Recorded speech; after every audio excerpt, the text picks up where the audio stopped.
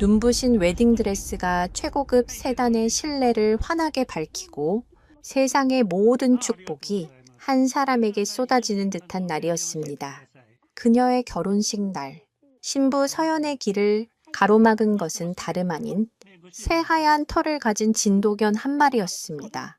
맹렬하게 경적을 울려대는 운전기사와 당혹감에 얼굴이 굳어버린 신랑 민준, 그리고 이 모든 소란의 중심에서 걔는 오직 신부 서연만을 응시하고 있었습니다. 이 기묘하고도 불길한 대치 상황은 한 여인의 인생을 송두리째 뒤흔들 거대한 비극의 서막이었습니다. 오늘 제가 들려드릴 이야기는 가장 행복해야 할 날에 마주한 충격적인 진실과 그 진실을 밝히기 위해 자신의 모든 것을 내던진 한 여인의 처절한 복수극입니다. 그녀의 반격은 가장 화려한 무대 위에서 펼쳐졌고 그 모든 위선과 거짓을 무너뜨리는 통쾌한 대결의 순간은 보는 이들의 손에 땀을 쥐게 할 것입니다. 마침내 모든 것이 드러났을 때 우리는 한낱 미물이라 여겼던 존재가 가진 위대한 힘과 진정한 사랑의 가치가 무엇인지 다시 한번 깨닫게 될 것입니다. 그럼 편안히 자리에 앉으시기 전에 잠시 시간을 내어 유산을 따라서 채널 구독과 좋아요 부탁드립니다. 어제 조심스럽게 이야기를 시작하겠습니다. 5월의 햇살은 세상에서 가장 투명한 비단처럼 부드럽게 내려앉고 있었다. 윤서연은 순백의 웨딩드레스를 입고 인생의 가장 빛나는 순간을 향해 달려가는 중이었다. 옆자리에 앉은 약혼자, 박민준의 손이 그녀의 손을 따스하게 감쌌다. 그의 단단하고 믿음직한 손길의 서연은 비로소 실감이 난다는 듯 작게 미소 지었다. 1년 전 갑작스러운 사고로 아버지를 잃고 세상이 무너지는 것 같던 그녀에게 민주는 유일한 빛이자 구원이었다. 아버지의 오랜 친구의 아들이었던 그는 장례 절차부터 서연의 마음을 추스르는 일까지 모든 것을 헌신적으로 도왔다. 그의 다정함과 한결같은 모습에 서연은 굳게 닫혔던 마음을 열었고 마침내 오늘 두 사람은 부부의 연을 맺게 되는 것이었다. 하늘에 계신 아버지도 분명 기뻐하실 거라. 서연은 굳게 믿었다. 긴장되어. 민준 씨. 서연의 목소리에 민준은 부드러운 눈웃음으로 답했다. 서연 씨만큼은 아닐걸요. 오늘 세상에서 제일 예쁜 신부 옆에 서려면 나도 정신 바짝 차려야죠. 그의 능숙한 대답에 차 안의 분위기가 화기애애해졌다. 운전기사도 함께 탄 헬퍼 이모도 두 사람의 행복한 앞날을 축복하는 미소를 띠고 있었다. 예식장까지는 이제 10분 남짓. 완벽한 하루의 정점을 향해 모든 것이 순조롭게 흘러가고 있었다. 그때였다.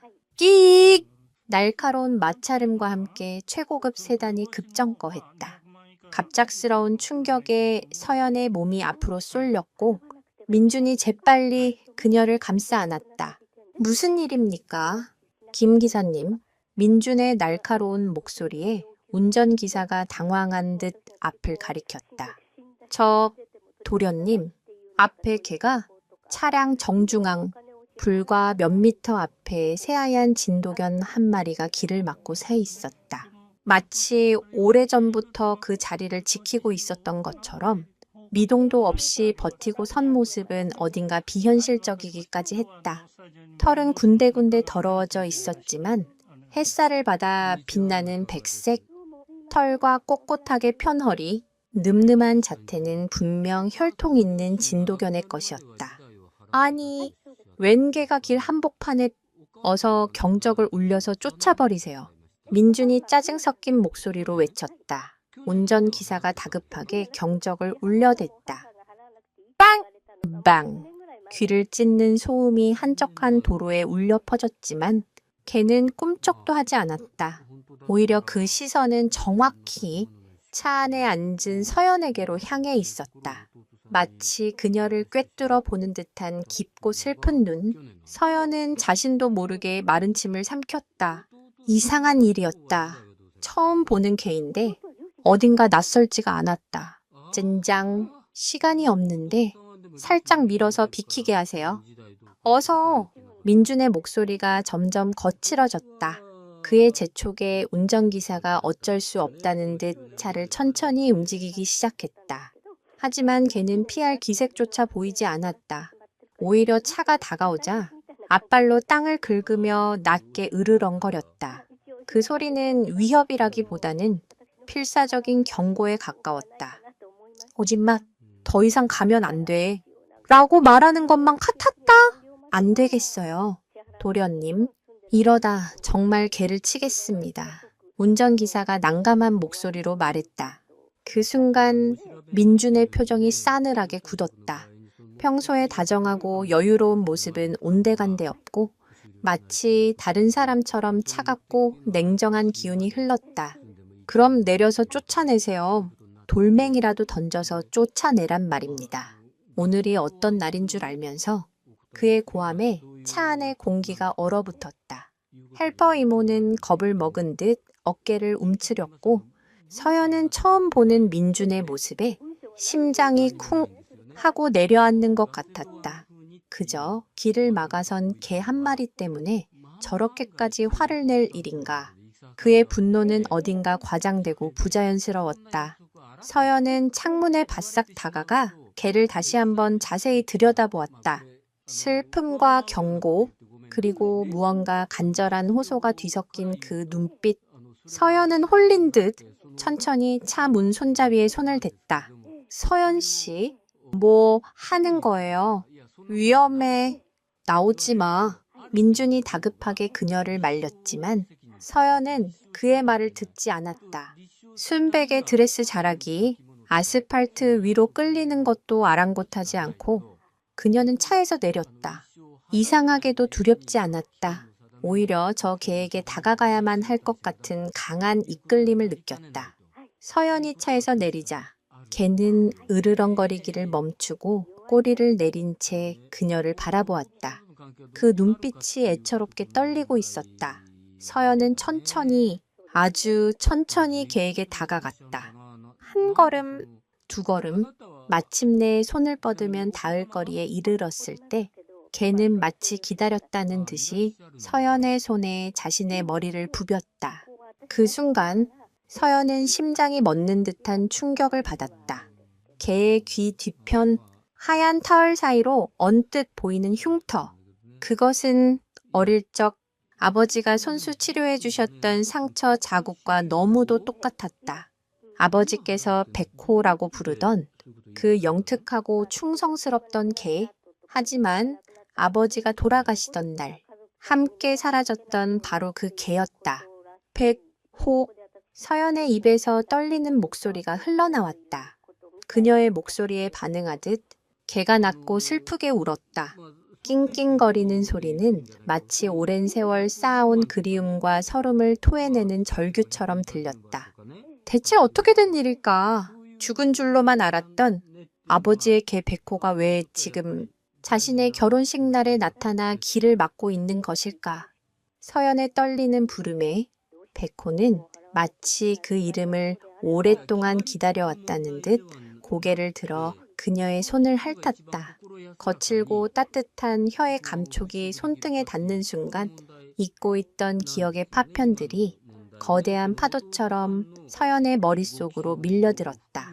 시골집 넓은 마당을 함께 뛰어다니던 어린 시절, 넘어져 울고 있는 그녀의 눈물을 핥아주던 다정한 모습, 그리고 언제나 아버지 곁을 든든하게 지키던 늠름한 자태까지 백호는 단순한 개가 아니었다.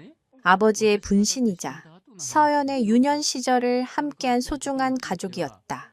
하지만 아버지의 장례식 날, 그 혼란스러운 와중에 백호는 연기처럼 사라졌다. 모두가 슬픔에 잠겨 백호를 찾을 경황이 없었고 시간이 흐르면서 자연스레 집을 나간 것이거나 아버지를 따라 무지개 다리를 건넜을 것이라 막연히 짐작할 뿐이었다. 그런데 그 백호가 1년이라는 시간이 흐른 지금 이렇게 초라한 모습으로 눈앞에 나타난 것이다. 백호야, 정말 너니? 살아있었구나. 서연은 드레스가 더러워지는 것도 잊은 채 그 자리에 주저앉아 백호를 끌어안았다. 백호의 몸에서는 퀴퀴한 냄새와 흙먼지가 묻어났지만 서연은 아랑곳하지 않았다. 살아 돌아와 준 것만으로도 가슴 벅찬 감동이 밀려왔다. 백호는 서연의 품에 안겨 가만히 그녀의 채취를 맡았다. 마치 잃어버렸던 주인을 다시 만난 충견처럼 그 눈가에는 물기마저 어리는 듯했다.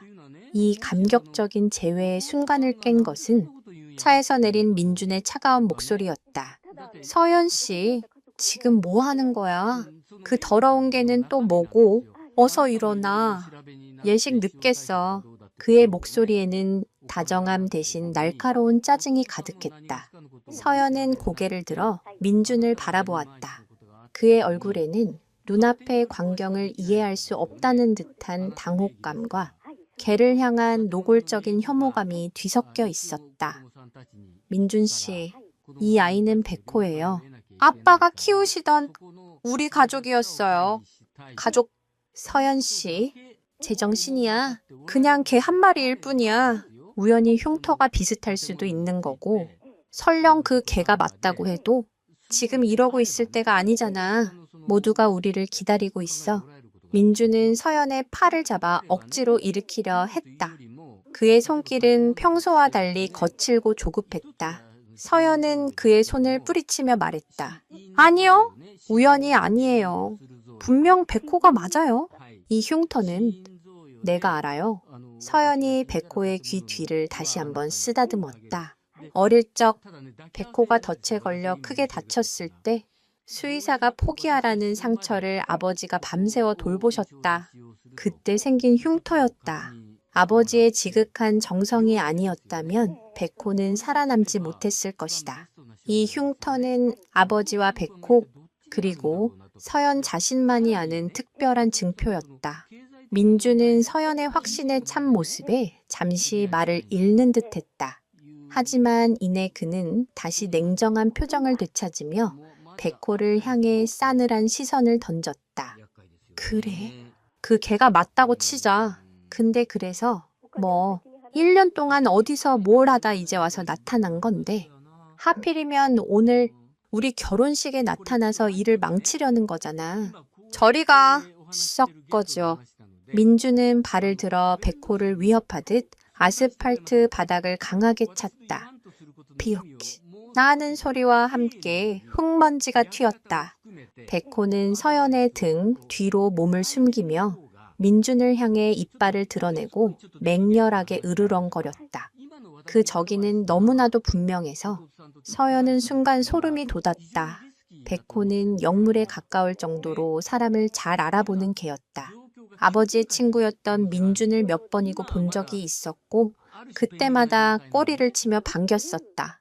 그런데 지금 백호의 모습은 마치 평생의 원수를 만난 듯한 극도의 경계심과 분노로 가득 차 있었다. 이상해. 왜 백호가 민준 씨를 저렇게 경계하는 거지? 포샵 의문이 뇌리를 스치는 순간 서연은 흐릿한 기억 하나를 떠올렸다. 아버지의 장례식 날 슬픔에 잠겨 넋을 놓고 있던 그녀의 곁으로 민준이 다가와 위로를 건넸다. 그때 어디선가 백호가 나타나 민준의 바짓가랑이를 물고 늘어졌었다. 당시에는 아버지를 잃은 충격으로 백호가 예민해졌기 때문이라고 그저 그렇게 대수롭지 않게 넘겼었다. 하지만 지금 생각해보니 백호의 저기는 그때부터 시작된 것이었다. 서연 씨, 빨리 채 타. 저런 미친 개는 상대할 가치도 없어. 민준이 다시 한번 서연의 팔을 잡아 끌었다. 그의 눈빛은 차갑게 빛나고 있었다. 평소에 그에게서는 상상조차 할 수 없는 섬뜩하리만치 냉정한 눈빛이었다. 서연은 그 낯선 모습에 저항할 생각도 잊은 채 잠시 그에게 이끌려 차 쪽으로 몸을 돌렸다. 그때였다. 백호가 갑자기 서연의 웨딩드레스 자락을 입으로 꽉 물었다. 그리고는 결혼식장과는 정반대 방향인 숲으로 난 낡은 오솔길 쪽으로 그녀를 끌어당기기 시작했다. 그 힘은 작지만 단호했다. 거지마. 나를 따라와. 당신이 봐야 할 것이 있어. 라고 온몸으로 말하는 것 같았다. 이 미친 개가 정말. 민준이 드레스 자락을 문 백호를 떼어내기 위해 손을 뻗었다. 하지만 백호는 민준의 손길이 닿기도 전에 그를 향해 맹렬하게 짖으며 더욱 거세게 서연을 끌어당겼다. 그 필사적인 몸짓. 서연은 혼란스러웠다. 한쪽에서는 세상에서 가장 사랑하는 남자가, 다른 한쪽에서는 죽은 줄 알았던 가족. 백호가 자신을 잡아끌고 있었다. 전혀 다른 두 방향으로 잡아당기는 힘 사이에서 서연의 마음은 걷잡을 수 없이 흔들렸다. 백호의 눈동자 속에는 무언가 절박한 진실이 담겨 있는 것만 같았다. 아버지가 돌아가시고 1년, 어쩌면 자신은 아버지의 죽음에 대해 너무 쉽게 사고라고 결론 내렸던 것은 아닐까? 백호는 그날의 진실을 알고 있는 유일한 목격자가 아닐까? 꼬리에 꼬리를 무는 의심이 피어오르기 시작했다. 결국 서연은 결심했다. 그녀는 민준의 손을 뿌리치고 드레스 자락을 쥔 백호를 향해 몸을 돌렸다. 미안해요. 민준 씨, 나 백호를 따라가 봐야겠어요. 결혼식을 코앞에 둔 신부의 입에서 나온 말이라고는 믿을 수 없는 선언이었다. 민준의 얼굴은 경악과 분노로 일그러졌다. 하지만 서연은 그의 얼굴을 더 이상 마주할 수 없었다. 그녀의 마음속에는 이미 불길한 예감이 거대한 폭풍처럼 휘몰아치고 있었다. 백호가 이끄는 저 길의 끝에 무엇이 기다리고 있을까? 그것이 자신의 인생을 뿌리째 뒤흔들 충격적인 진실일지도 모른다는 예감을 떨칠 수가 없었다. 서연 씨, 지금 제정신이야? 결혼식이 30분도 안 남았어. 하객들이며 양가 부모님이며 모두 우리를 기다리고 있다고. 고작해 한 마리 때문에 이 모든 걸 망칠 셈이야. 민준의 목소리는 분노를 넘어 절규에 가까웠다. 그의 완벽하게 계산된 인생 계획에 단 하나의 오차도 허용할 수 없다는 듯 그는 서연의 앞을 가로막았다. 그의 눈빛은 더 이상 사랑하는 연인을 바라보는 눈빛이 아니었다. 자신의 통제에서 벗어나려는 소유물을 다그치는 차갑고 집요한 광기가 서려 있었다. 서연은 그런 민준의 모습에 오히려 마음을 굳혔다. 만약 백호의 등장이 아무 의미 없는 해프닝이었다면 민준은 분명 그녀를 안심시키고 달래서 식장으로 데려갔을 것이다. 하지만 그의 반응은 상식적인 수준을 넘어서고 있었다. 그는 지금 불안해하고 있었다. 마치 무언가 들켜서는 안 될 비밀을 가진 사람처럼 백호의 존재 자체를 극도로 경계하고 있었다. 미안해요. 하지만 난 가봐야겠어요. 설명할 순 없지만 그래야만 할 것 같아요. 서연은 단호하게 말했다. 그녀의 결심이 흔들리지 않을 것임을 깨달은 민주는 순간적으로 표정을 바꾸었다. 그는 분노를 거두고 상처받은 얼굴로 애원하기 시작했다. 서연아, 제발 이러지 마. 내가 다 잘못했어. 걔 때문에 너무 예민하게 굴었어. 미안해. 그러니까 우리 어서 식장으로 가자. 내가 너 없으면 어떻게 살아? 네가 나한테 어떤 의미인데? 애절한 그의 목소리가 서연의 마음을 흔들었다. 지난 1년간 그녀를 지탱해 주었던 다정한 남자. 그녀가 사랑했던, 그리고 사랑한다고 믿었던 사람. 서연의 마음이 약해지려는 찰나 백호가 다시 한번 그녀의 드레스 자락을 잡아끌며 낮게 낑낑거렸다. 그 소리는 마치 속지 마세요. 주인님이라고 말하는 것 같았다. 서연은 민준의 눈을 똑바로 바라보았다. 그의 눈동자 깊은 곳에서 애절한 표정 뒤에 감춰진 차가운 계산이 언뜻 비쳤다. 그는 서연을 사랑해서가 아니라 이 결혼을 망치고 싶지 않아서 그녀를 붙잡고 있는 것이었다. 그 미세한 차이를 깨닫는 순간 서연의 마음속에 남아있던 마지막 미련이 사라졌다. 먼저 식장에 가 있어요. 무슨 일인지 알아보고 최대한 빨리 갈게요. 하객들에게는 차가 좀 막힌다고 둘러대 줘요. 서연은 민준에게 등을 돌렸다. 더 이상의 설득은 무의미하다는 것을 그녀의 뒷모습이 말해주고 있었다. 민주는 떠나가는 서연의 등 뒤에 대고 무언가 소리쳤지만 서연은 뒤돌아보지 않았다. 그녀의 온 신경은 자신을 이끄는 백회계로 향해 있었다. 백호는 서연이 따라오자 망설임 없이 숲속 오솔길로 접어들었다. 길은 사람의 발길이 오랫동안 닿지 않은 듯 잡초가 무성했다. 값비싼 웨딩드레스가 나뭇가지에 걸리고 흙탕물에 더러워졌지만 서연은 개의치 않았다.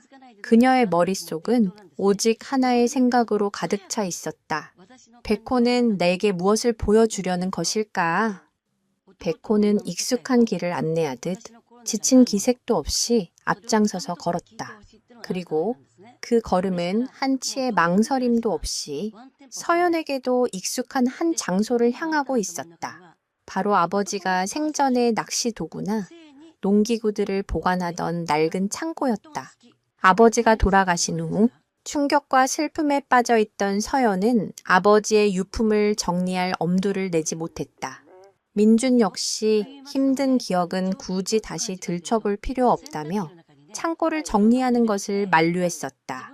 그래서 그곳은 1년 전 아버지가 마지막으로 문을 닫고 나섰던 그 모습 그대로 방치되어 있었다.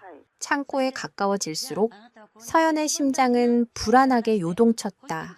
녹슨 자물쇠에는 신기하게도 살짝 열려 있었다. 마치 누군가 최근에 이곳을 다녀가기라도 한 것처럼 백호는 삐걱거리는 나무 문을 머리로 밀어 열고 안으로 쏙 들어가 버렸다. 서연은 잠시 망설이다. 심호흡을 한번 하고 창고 안으로 발을 들였다. 창고 내부는 어둡고 눅눅한 공기로 가득했다. 먼지 쌓인 선반 위에는 아버지의 손때에 묻은 물건들이 가지런히 놓여 있었다. 한때는 아버지의 삶의 흔적이었을 그 모든 것들이 이제는 주인을 잃고 침묵 속에 잠겨 있었다. 서연의 눈시울이 뜨거워졌다. 아버지에 대한 그리움이 사무치게 밀려왔다. 바로 그때였다. 창고 구석에서 무언가 긁어대는 소리가 들려왔다. 소리가 나는 쪽으로 고개를 돌리자 백호가 앞발로 미친 듯이 마룻바닥을 파헤치고 있었다. 백호야, 왜 그래? 서연이 다가가자 백호는 더욱 필사적으로 흙먼지를 일으키며 바닥을 긁어댔다. 그 모습은 무언가 중요한 것이 그 아래에 묻혀 있다고 어서 확인해보라고 재촉하는 듯했다. 서연은 백호가 파헤치는 곳을 유심히 살펴보았다. 낡고 삐걱거리는 마룻바닥.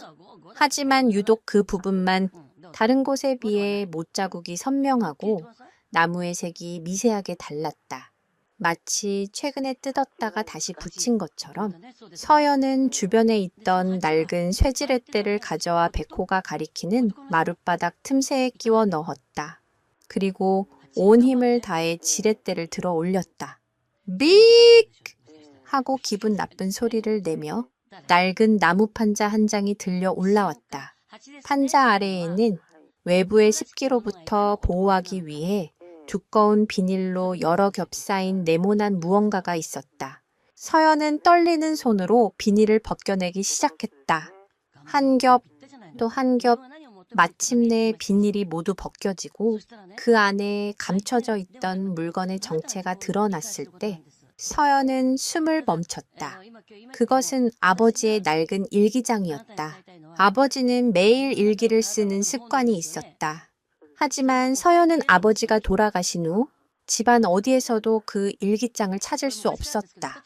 가장 소중한 유품이라 생각하며 애타게 찾았지만 결국 발견하지 못하고 포기했었다. 그런데 그토록 찾아 헤매던 아버지의 마지막 기록이 이렇게 차가운 땅 속에 묻혀 있었던 것이다. 대체 누가 무슨 이유로 아버지의 일기장을 이곳에 숨겨야만 했을까? 서연은 떨리는 손으로 일기장의 첫 장을 넘겼다. 그곳에는 익숙한 아버지의 필체가 1년 전 그날의 진실을 향한 첫 번째 문을 열고 있었다. 그녀의 결혼식 날 시작된 이 기이한 여정의 끝은 과연 어디일까? 그리고 아버지의 일기장 속에는 어떤 충격적인 비밀이 기록되어 있을까? 창고 안의 희미한 불빛 아래 서연은 아버지의 일기장을 펼쳐 들었다. 낡은 종이에서 풍겨오는 곰팡내와 아버지의 희미한 채취가 뒤섞여 코끝을 찔렀다. 그녀의 손가락이 가늘게 떨렸다. 이 얇은 책 한 권에 자신이 그토록 외면하고 싶었던 진실이 담겨 있을지도 모른다는 예감이 강하게 들었다. 백호는 서연의 발치에 얌전히 엎드려 그녀가 다음 행동을 하기를 조용히 기다리고 있었다. 마치 이 모든 비밀의 무게를 함께 짊어지기로 결심한 충직한 기사처럼 서연은 일기장을 처음부터 읽어 내려가지 않았다. 그녀의 손은 마치 무언가에 이끌리듯 자연스럽게 일기장의 마지막 부분을 향해 넘어갔다. 아버지가 돌아가시기 몇 달 전의 기록부터 글씨체는 눈에 띄게 불안정해지고 있었다. 평소 유쾌하고 낙천적이던 아버지의 문체는 사라지고 그 자리에는 깊은 고뇌와 분노, 그리고 알 수 없는 불안감이 가득했다. 엑스웰실, 민준이가 또 다녀갔다. 그놈의 땅 문제. 아무리 친구 아들이라지만 해도 너무한다. 이 땅은 단순한 땅이 아니다. 서연이 할아버지, 그리고 그 할아버지의 아버지가 평생을 바쳐 일군 우리 가문의 역사다. 그런데 그걸 헐값에 넘기라니. 그것도 무슨 리조트를 짓겠다고. 가당치도 않은 소리. 서연의 눈이 커졌다. 민준이 아버지의 땅에 관심이 있었다는 것은 어렴풋이 알고 있었다. 그는 건설회사에서 중요한 프로젝트를 맡고 있었고 아버지의 땅이 그 프로젝트의 핵심 부지라는 말도 들었었다.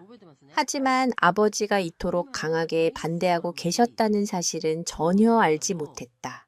민주는 늘 아버님께서도 긍정적으로 생각하고 계시다라며 일이 순조롭게 진행되고 있는 것처럼 이야기했었다. 페이지를 넘길수록 상황은 더욱 심각해지고 있었다. 옥스웨어 신랑, 오늘도 민준이가 찾아와 몇 시간을 실랑이 하다 갔다. 처음에는 정중하던 놈이 이제는 본색을 드러내기 시작한다. 협박과 회유를 번갈아 가며 나를 압박한다. 어르신, 좋게 끝내시죠? 서연이 생각도 하셔야죠. 라는데 그 눈빛이 섬뜩했다. 마치 내가 자기 앞길을 막는 귀찮은 돌멩이라도 되는 것처럼 쳐다봤다. 서연이는 저놈의 본 모습을 알고 있을까? 내 딸이 저런 놈과 만나고 있다는 사실이 가슴을 친다. 서연의 심장이 차갑게 식어내렸다.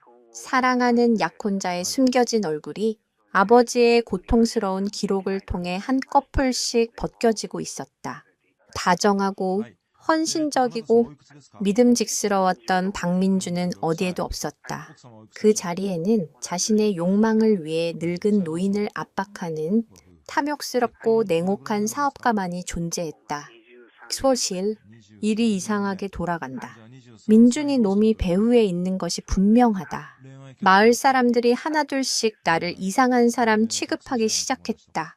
내가 고집을 부려 마을의 발전을 가로막고 있다는 헛소문이 돌고 있다.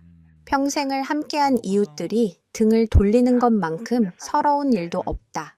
그놈은 사람의 마음을 교묘하게 파고들어 자기 편으로 만드는데 아주 능숙한 놈이다. 서연은 아버지가 얼마나 외롭고 힘드셨을지 생각하자 가슴이 미어지는 것 같았다. 자신은 그 시간 동안 무엇을 하고 있었나? 민준이 들려주는 달콤한 말에 취해 정작 가장 가까운 아버지의 고통은 전혀 눈치채지 못하고 있었다. 아니, 어쩌면 알면서도 외면했는지 모른다. 민준에 대한 굳건한 믿음이 진실을 보려는 눈을 가리고 있었던 것이다. 그리고 마침내 서연은 일기장의 마지막 페이지에 다다랐다. 그곳에는 단 한 줄의 문장만이 피를 토하듯 적혀 있었다. 스웰실, 오늘 오후 민준이가 다녀갔다. 서연의 손에서 일기장이 떨어졌다. 온몸에 피가 역류하는 듯한 충격이 그녀를 덮쳤다.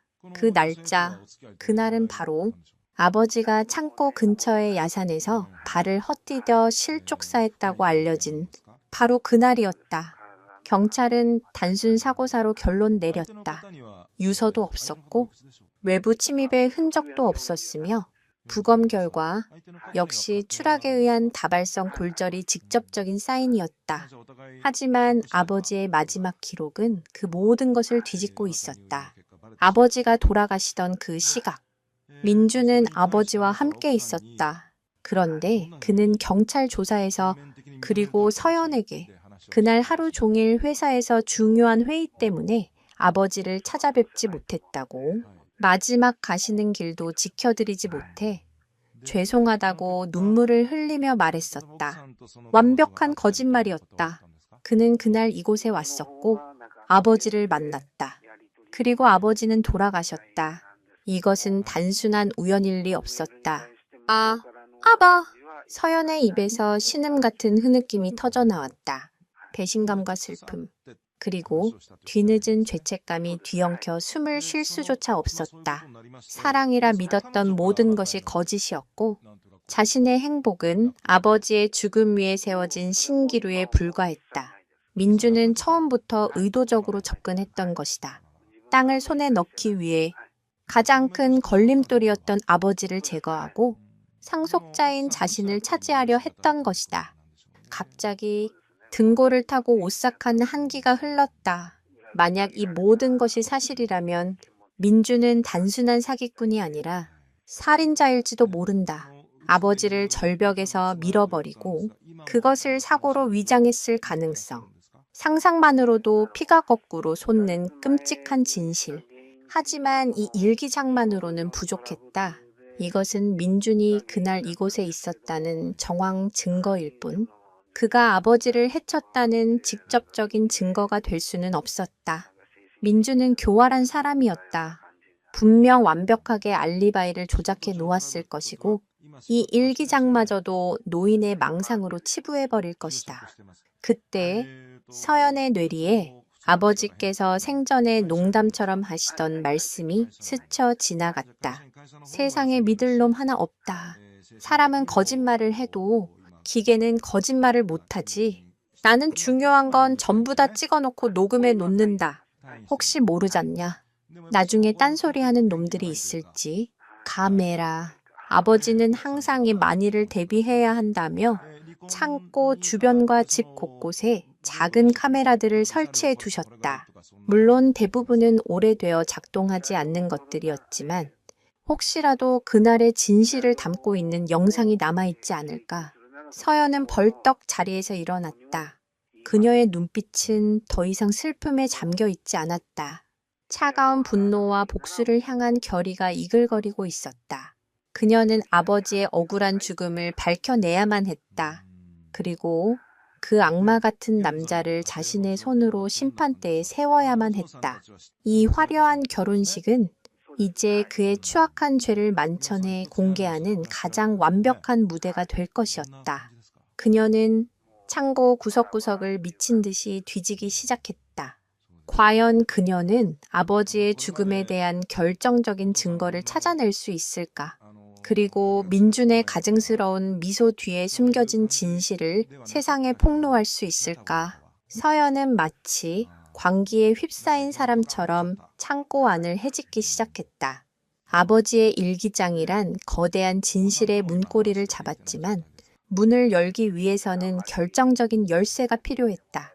그것은 바로 증거였다.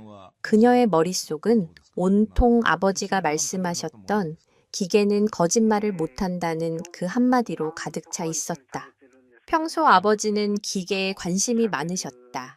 특히 보안 장비에 대한 관심은 유별나서 시골집과는 어울리지 않게 최신형 CCTV나 초소형 카메라 같은 것들을 사 모으는 것이 취미셨다. 그중 상당수는 서연이 보기엔 그저 장난감 같아 보였지만 아버지는 늘 진지하게 말씀하셨다. 이 작은 눈이 언젠가 우리 가족을 지켜줄 거다. 하지만 창고는 넓고 숨길 곳은 너무나도 많았다. 먼지 쌓인 선반, 낡은 공구함, 거미줄이 쳐진 천장 구석까지 서연은 닥치는 대로 물건들을 드러내고 바닥에 내팽개쳤다. 값비싼 웨딩드레스는 이미 흙먼지와 기름때로 엉망이 되었지만 그녀에게는 더 이상 중요하지 않았다. 지금 그녀가 입고 있는 것은 순백의 드레스가 아니라 복수를 위한 갑옷이었다. 시간이 얼마나 흘렀을까? 예식 시간이 이미 지났을지도 모른다는 초조함이 그녀를 짓눌렀다. 휴대폰을 확인하고 싶었지만 민준으로부터 쏟아질 수십 통의 부재중 전화와 메시지를 마주할 용기가 없었다. 그는 지금쯤 식장에서 온갖 거짓말로 하객들을 안심시키며 애타게 신부를 기다리는 비련의 주인공을 연기하고 있을 것이다. 그 가증스러운 모습을 상상하자 구역질이 치밀어 올랐다. 대체 어디에 숨겨두신 거예요? 아바. 서연의 목소리는 거의 울음에 가까웠다. 창고는 거의 전쟁터처럼 변했지만 카메라에 K자도 보이지 않았다. 혹시 민준이 아버지를 해친 후에 증거가 될 만한 것들을 모두 없애버린 것은 아닐까? 그 교활하고 치밀한 성격이라면 충분히 그러고도 남을 일이었다. 절망감이 엄습하는 순간 발치에 얌전히 엎드려 있던 백호가 자리에서 일어났다. 그리고는 킁킁거리며 창고 벽 한쪽에 걸린 낡은 액자 주위의 냄새를 맡기 시작했다. 그 액자에는 서연의 어린 시절 아버지와 함께 활짝 웃고 있는 사진이 담겨 있었다. 아버지가 돌아가신 후 차마 마주 볼 용기가 없어 그대로 걸어두기만 했던 추억이 담긴 액자였다. 백호야! 왜 그래? 거기엔 아무것도. 서연의 말이 채 끝나기도 전에 백호는 앞발을 들어 액자를 툭 치었다. 그러고는 서연을 한번 돌아보고 다시 액자를 향해 멍 하고 짧게 짖었다. 마치 여길 보세요. 주인님, 바로 여기예요. 라고 말하는 것 같았다. 서연은 홀린 듯 액자로 다가갔다. 액자는 평범한 나무 액자였다. 하지만 백호의 확신에 찬 태도에 그녀는 혹시나 하는 마음으로 액자를 벽에서 떼어냈다. 액자는 생각보다 묵직했다. 뒷면을 살펴보니 사진을 고정하는 얇은 나무판이 다른 액자들과는 조금 다르게 미세한 틈이 벌어져 있었다. 서연은 손톱을 이용해 조심스럽게 그 틈을 벌렸다. 나무판은 의외로 쉽게 열렸다. 그리고 그 안쪽 사진 뒤에 파인 작은 홈, 비닐로 단단히 쌓인 작은 물체가 숨겨져 있었다. USB 메모리 스틱, 그것도 아주 낡고 투박한 구형 모델이었다. 서연은 심장이 터질 듯이 뛰는 것을 느끼며 USB를 꺼내 들었다. 아버지는 가장 소중한 추억 뒤에 가장 끔찍한 진실을 숨겨두셨던 것이다. 아무도 의심하지 않을 가장 안전한 장소에 문제는 이것을 확인할 방법이었다. 창고에는 당연히 컴퓨터가 없었다. 서연은 잠시 망설이다 자신의 웨딩캡 비치된 노트북을 떠올렸다. 민준과 기사는 이미 식장으로 갔을 테니 차는 아마 그 자리에 그대로 있을 것이다. 서연은 USB를 드레스 깊숙한 곳에 숨기고 일기장도 품에 안았다. 그리고 자신을 구원해준 백호의 머리를 힘껏 쓰다듬어 주었다. 고마워, 백호야. 네가 아니었다면 난 아무것도 모른 채 그 악마와 평생을 살 뻔했어. 백호는 그녀의 마음을 안다는 듯 꼬리를 흔들며 서연의 손을 핥았다. 서연은 창고를 나와 다시 오솔길을 달려 차가 세워져 있던 도로로 향했다. 다행히 그녀의 예상대로 웨딩카는 그 자리에 비상등을 켠 채 멈춰 서 있었다. 아마 민주는 서연이 곧 마음을 바꾸고 돌아올 것이라 생각하고 차를 남겨둔 채 택시를 타고 식장으로 이동했을 것이다. 그의 오만함이 역설적으로 서연에게 기회를 준 셈이었다. 차 안으로 들어선 서연은 숨 돌릴 틈도 없이 노트북을 켰다. 부칭되는 몇 초의 시간이 영원처럼 길게 느껴졌다. 마침내 바탕화면이 뜨고 그녀는 떨리는 손으로 USB를 포트에 꽂았다. 이동식 디스크, 아이콘이 화면에 나타났다. 클릭하자. 그 안에는 단 하나의 영상 파일만이 존재했다. 파일명은 아버지가 돌아가신 그날의 날짜로 되어 있었다. 서연은 마른 침을 삼키고 파일을 더블 클릭했다. 영상은 창고 처마 밑에 교묘하게 숨겨진 카메라의 시점으로 보였다. 화질은 좋지 않았지만 창고 앞마당과 그 너머 야산으로 올라가는 입구까지의 풍경을 담기에는 충분했다. 영상 초반에는 별다른 움직임이 없었다. 그러다 잠시 후 아버지와 민준이 화면 안으로 들어왔다. 두 사람은 무언가에 대해 격렬하게 언쟁을 벌이고 있었다. 소리는 거의 들리지 않았지만 두 사람의 굳은 표정과 격한 몸짓만으로도 대화의 내용을 짐작할 수 있었다. 아버지는 단호하게 고개를 저었고 민준의 얼굴은 분노로 일그러져 있었다. 실랑이는 한참 동안 계속되었다. 그러다 민준이 갑자기 언제 그랬냐는 듯 부드러운 미소를 지었다. 그는 아버지의 어깨를 감싸며 무언가 다정하게 말을 건넸다. 그리고는 친근하게 아버지의 등을 툭툭 치며 함께 야산 쪽으로 걸어가기 시작했다. 마치 화해한 부자처럼 다정한 모습이었다. 서연은 잠시 혼란스러웠다. 어쩌면 자신이 너무 나쁜 쪽으로만 생각했던 것은 아닐까. 두 사람이 정말로 화해를 한 것이고 아버지의 죽음은 그 이후에 일어난 불행한 사고였을 수도 있지 않을까.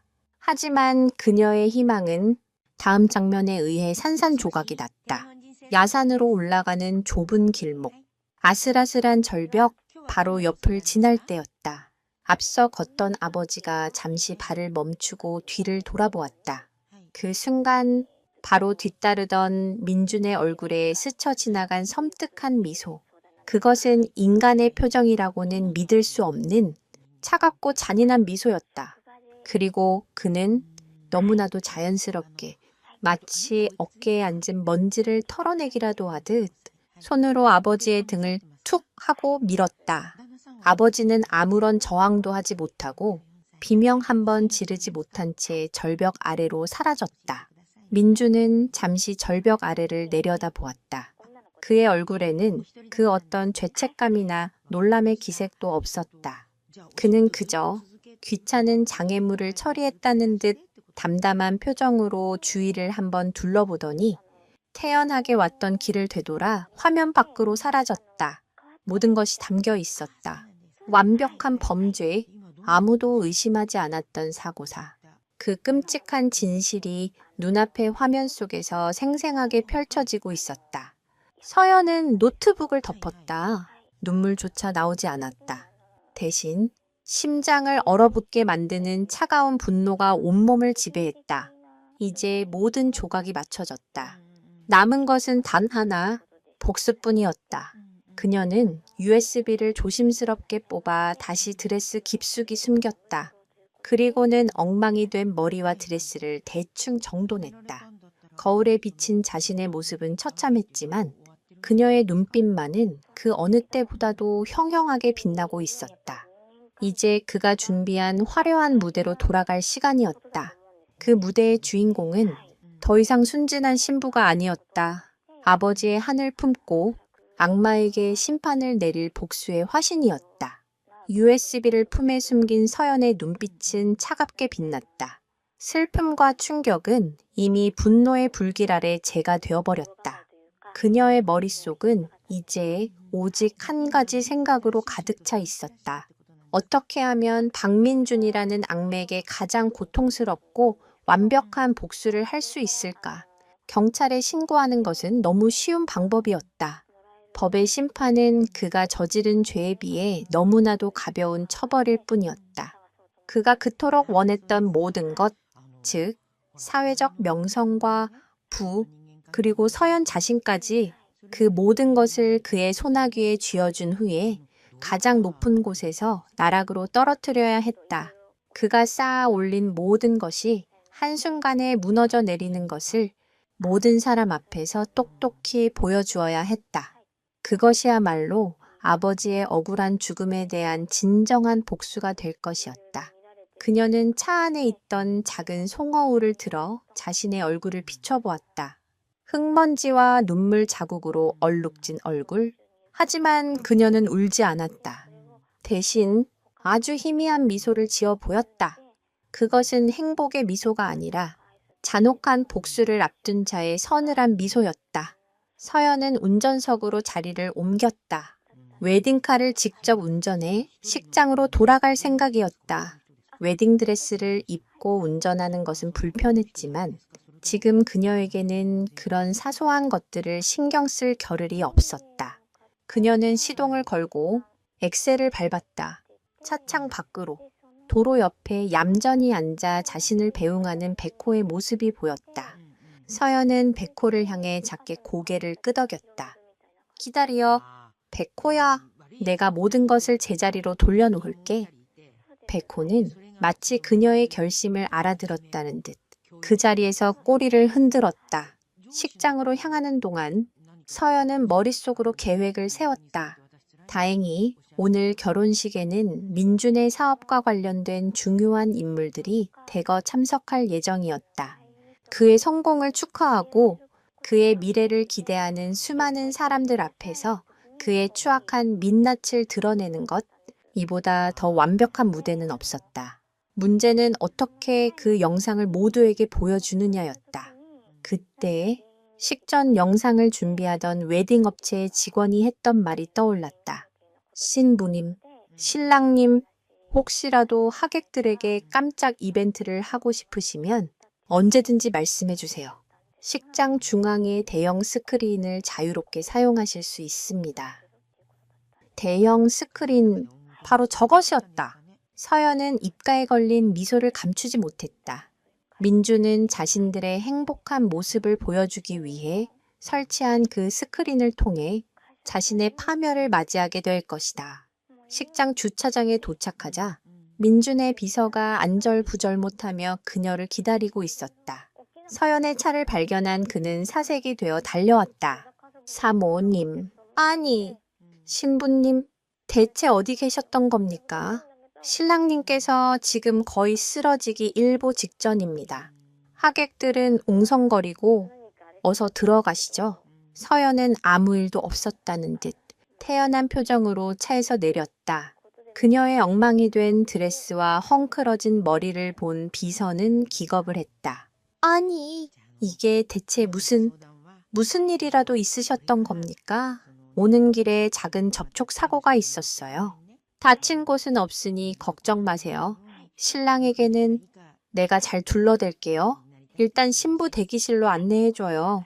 서연의 침착한 태도에 비서는 더 이상 아무것도 묻지 못하고 그녀를 신부 대기실로 안내했다.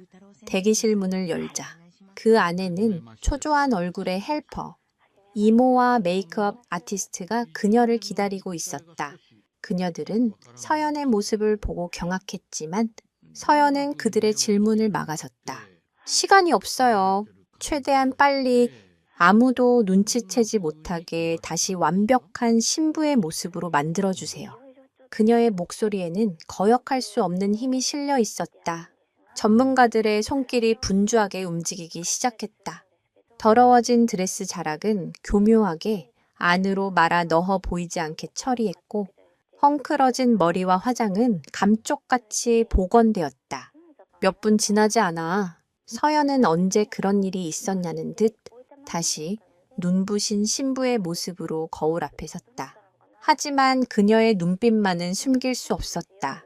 이전의 설렘과 행복은 사라지고 그 자리에는 모든 것을 꿰뚫어 보는 듯한 차갑고 깊은 지성이 자리 잡고 있었다. 대기실 문이 벌컥 열리고 민준이 뛰어들어왔다. 그는 서연의 모습을 확인하고는 안도의 한숨과 함께 그녀를 와락 끌어안았다. 서연아, 정말 걱정했잖아. 아무 일 없는 거지. 오는 길에 사고가 났다고 들었는데 그의 목소리는 진심으로 걱정하는 연인의 목소리였다. 품에 안긴 서연은 그의 심장이 미친 듯이 뛰는 것을 느낄 수 있었다. 하지만 그것이 자신을 걱정해서가 아니라 모든 계획이 수포로 돌아갈 뻔했다는 안도감 때문이라는 것을 이제 그녀는 알고 있었다. 서연은 그의 품에 안긴 채 그의 등 뒤로 보이지 않는 곳에서 소름 끼치도록 차가운 미소를 지었다. 미안해. 민준 씨 많이 놀랐죠? 괜찮아요? 정말 별일 아니었어요. 그 개는 그냥 길을 잃은 개였나 봐요. 내가 너무 예민하게 굴었죠? 서연은 그의 품에서 빠져나와 세상에서 가장 사랑스러운 미소를 지으며 그의 넥타이를 바로잡아 주었다. 그녀의 완벽한 연기에 민주는 조금의 의심도 하지 못하는 듯했다. 그는 안심한 표정으로 서연의 이마에 입을 맞추었다. 아니야, 네가 무사하면 됐어. 야, 이제 곧 시기 시작될 거야. 준비됐지, 내 사랑. 나의 사랑이라는 말이 칼날처럼 서연의 가슴을 파고들었지만 그녀는 미소를 잃지 않았다. 그럼요. 준비됐어요. 당신의 아내가 될 준비. 서연은 민준의 팔짱을 꼈다. 두 사람은 나란히 서서 활짝 열린 대기실 문 밖으로 나아갔다. 문 밖에서는 웅장한 웨딩 마치와 함께 수많은 하객들의 박수 소리가 들려왔다. 서연은 눈을 감았다 떴다. 이제 곧 인생에서 가장 잔혹하고 화려한 복수의 막이 오를 것이다. 그녀는 자신의 손으로 직접 이 행복한 무대를 지옥으로 만들 준비가 되어 있었다. 과연 그녀의 복수는 계획대로 성공할 수 있을까? 가증스러운 위선자의 가면을 벗겨내고 아버지의 원한을 갚을 수 있을까? 결혼식장의 문이 열리고 눈부신 조명이 서연과 민준을 비췄다. 수백 명의 하객들이 일제히 뒤를 돌아보며 박수갈채를 보냈다. 화려한 꽃장식으로 꾸며진 버진 로드는 마치 천국으로 가는 길처럼 아름다웠다. 하지만 지금 서연에게 그 길은 심판을 향해 나아가는 처형대와도 같았다. 그녀의 옆에서 행복한 미소를 짓고 있는 남자, 박민준. 그는 자신의 가장 빛나는 순간이 동시에 가장 끔찍한 파멸의 순간이 되리라는 것을 꿈에도 상상하지 못하고 있었다. 서연은 민준의 팔짱을 낀 채 천천히 버진 로드를 걸었다. 한 걸음 한 걸음 내디딜 때마다 그녀는 하객들의 얼굴을 훑어보았다. 민준의 성공을 진심으로 축하하는 그의 사업 파트너들, 아무것도 모른 채 그저 예쁜 며느리를 얻었다고 기뻐하는 그의 부모님, 그리고 자신의 행복을 빌어주기 위해 먼 길을 와준 친구들과 친지들까지 서연은 그 모든 얼굴들을 눈에 담았다. 잠시 후 저 얼굴들이 경악과 충격 그리고 혐오로 일그러지는 모습을 상상하자 기묘한 쾌감마저 느껴졌다. 민주는 연신 하객들에게 손을 흔들며 여유로운 미소를 잃지 않았다. 그는 서연의 귓게 속삭였다. 걔 떨려. 괜찮아. 내가 옆에 있잖아. 그의 위선적인 목소리에 서연은 속으로 비웃었다. 그래, 네가 옆에 있지. 네가 만든 지옥의 한가운데에 내가 너를 끌고 들어가고 있으니까. 애서연은 대답 대신 그를 보며 희미하게 미소 지었다. 그 미소의 의미를 민주는 전혀 눈치채지 못했다. 주례 단상 앞에 선 두 사람. 온화한 인상의 주례가 두 사람의 영원한 사랑을 축복하는 말을 길게 늘어놓았다. 서연은 그 모든 말을 한 귀로 듣고 한 귀로 흘렸다. 그녀의 시선은 오직 단상 옆에 설치된 대형 스크린에 고정되어 있었다.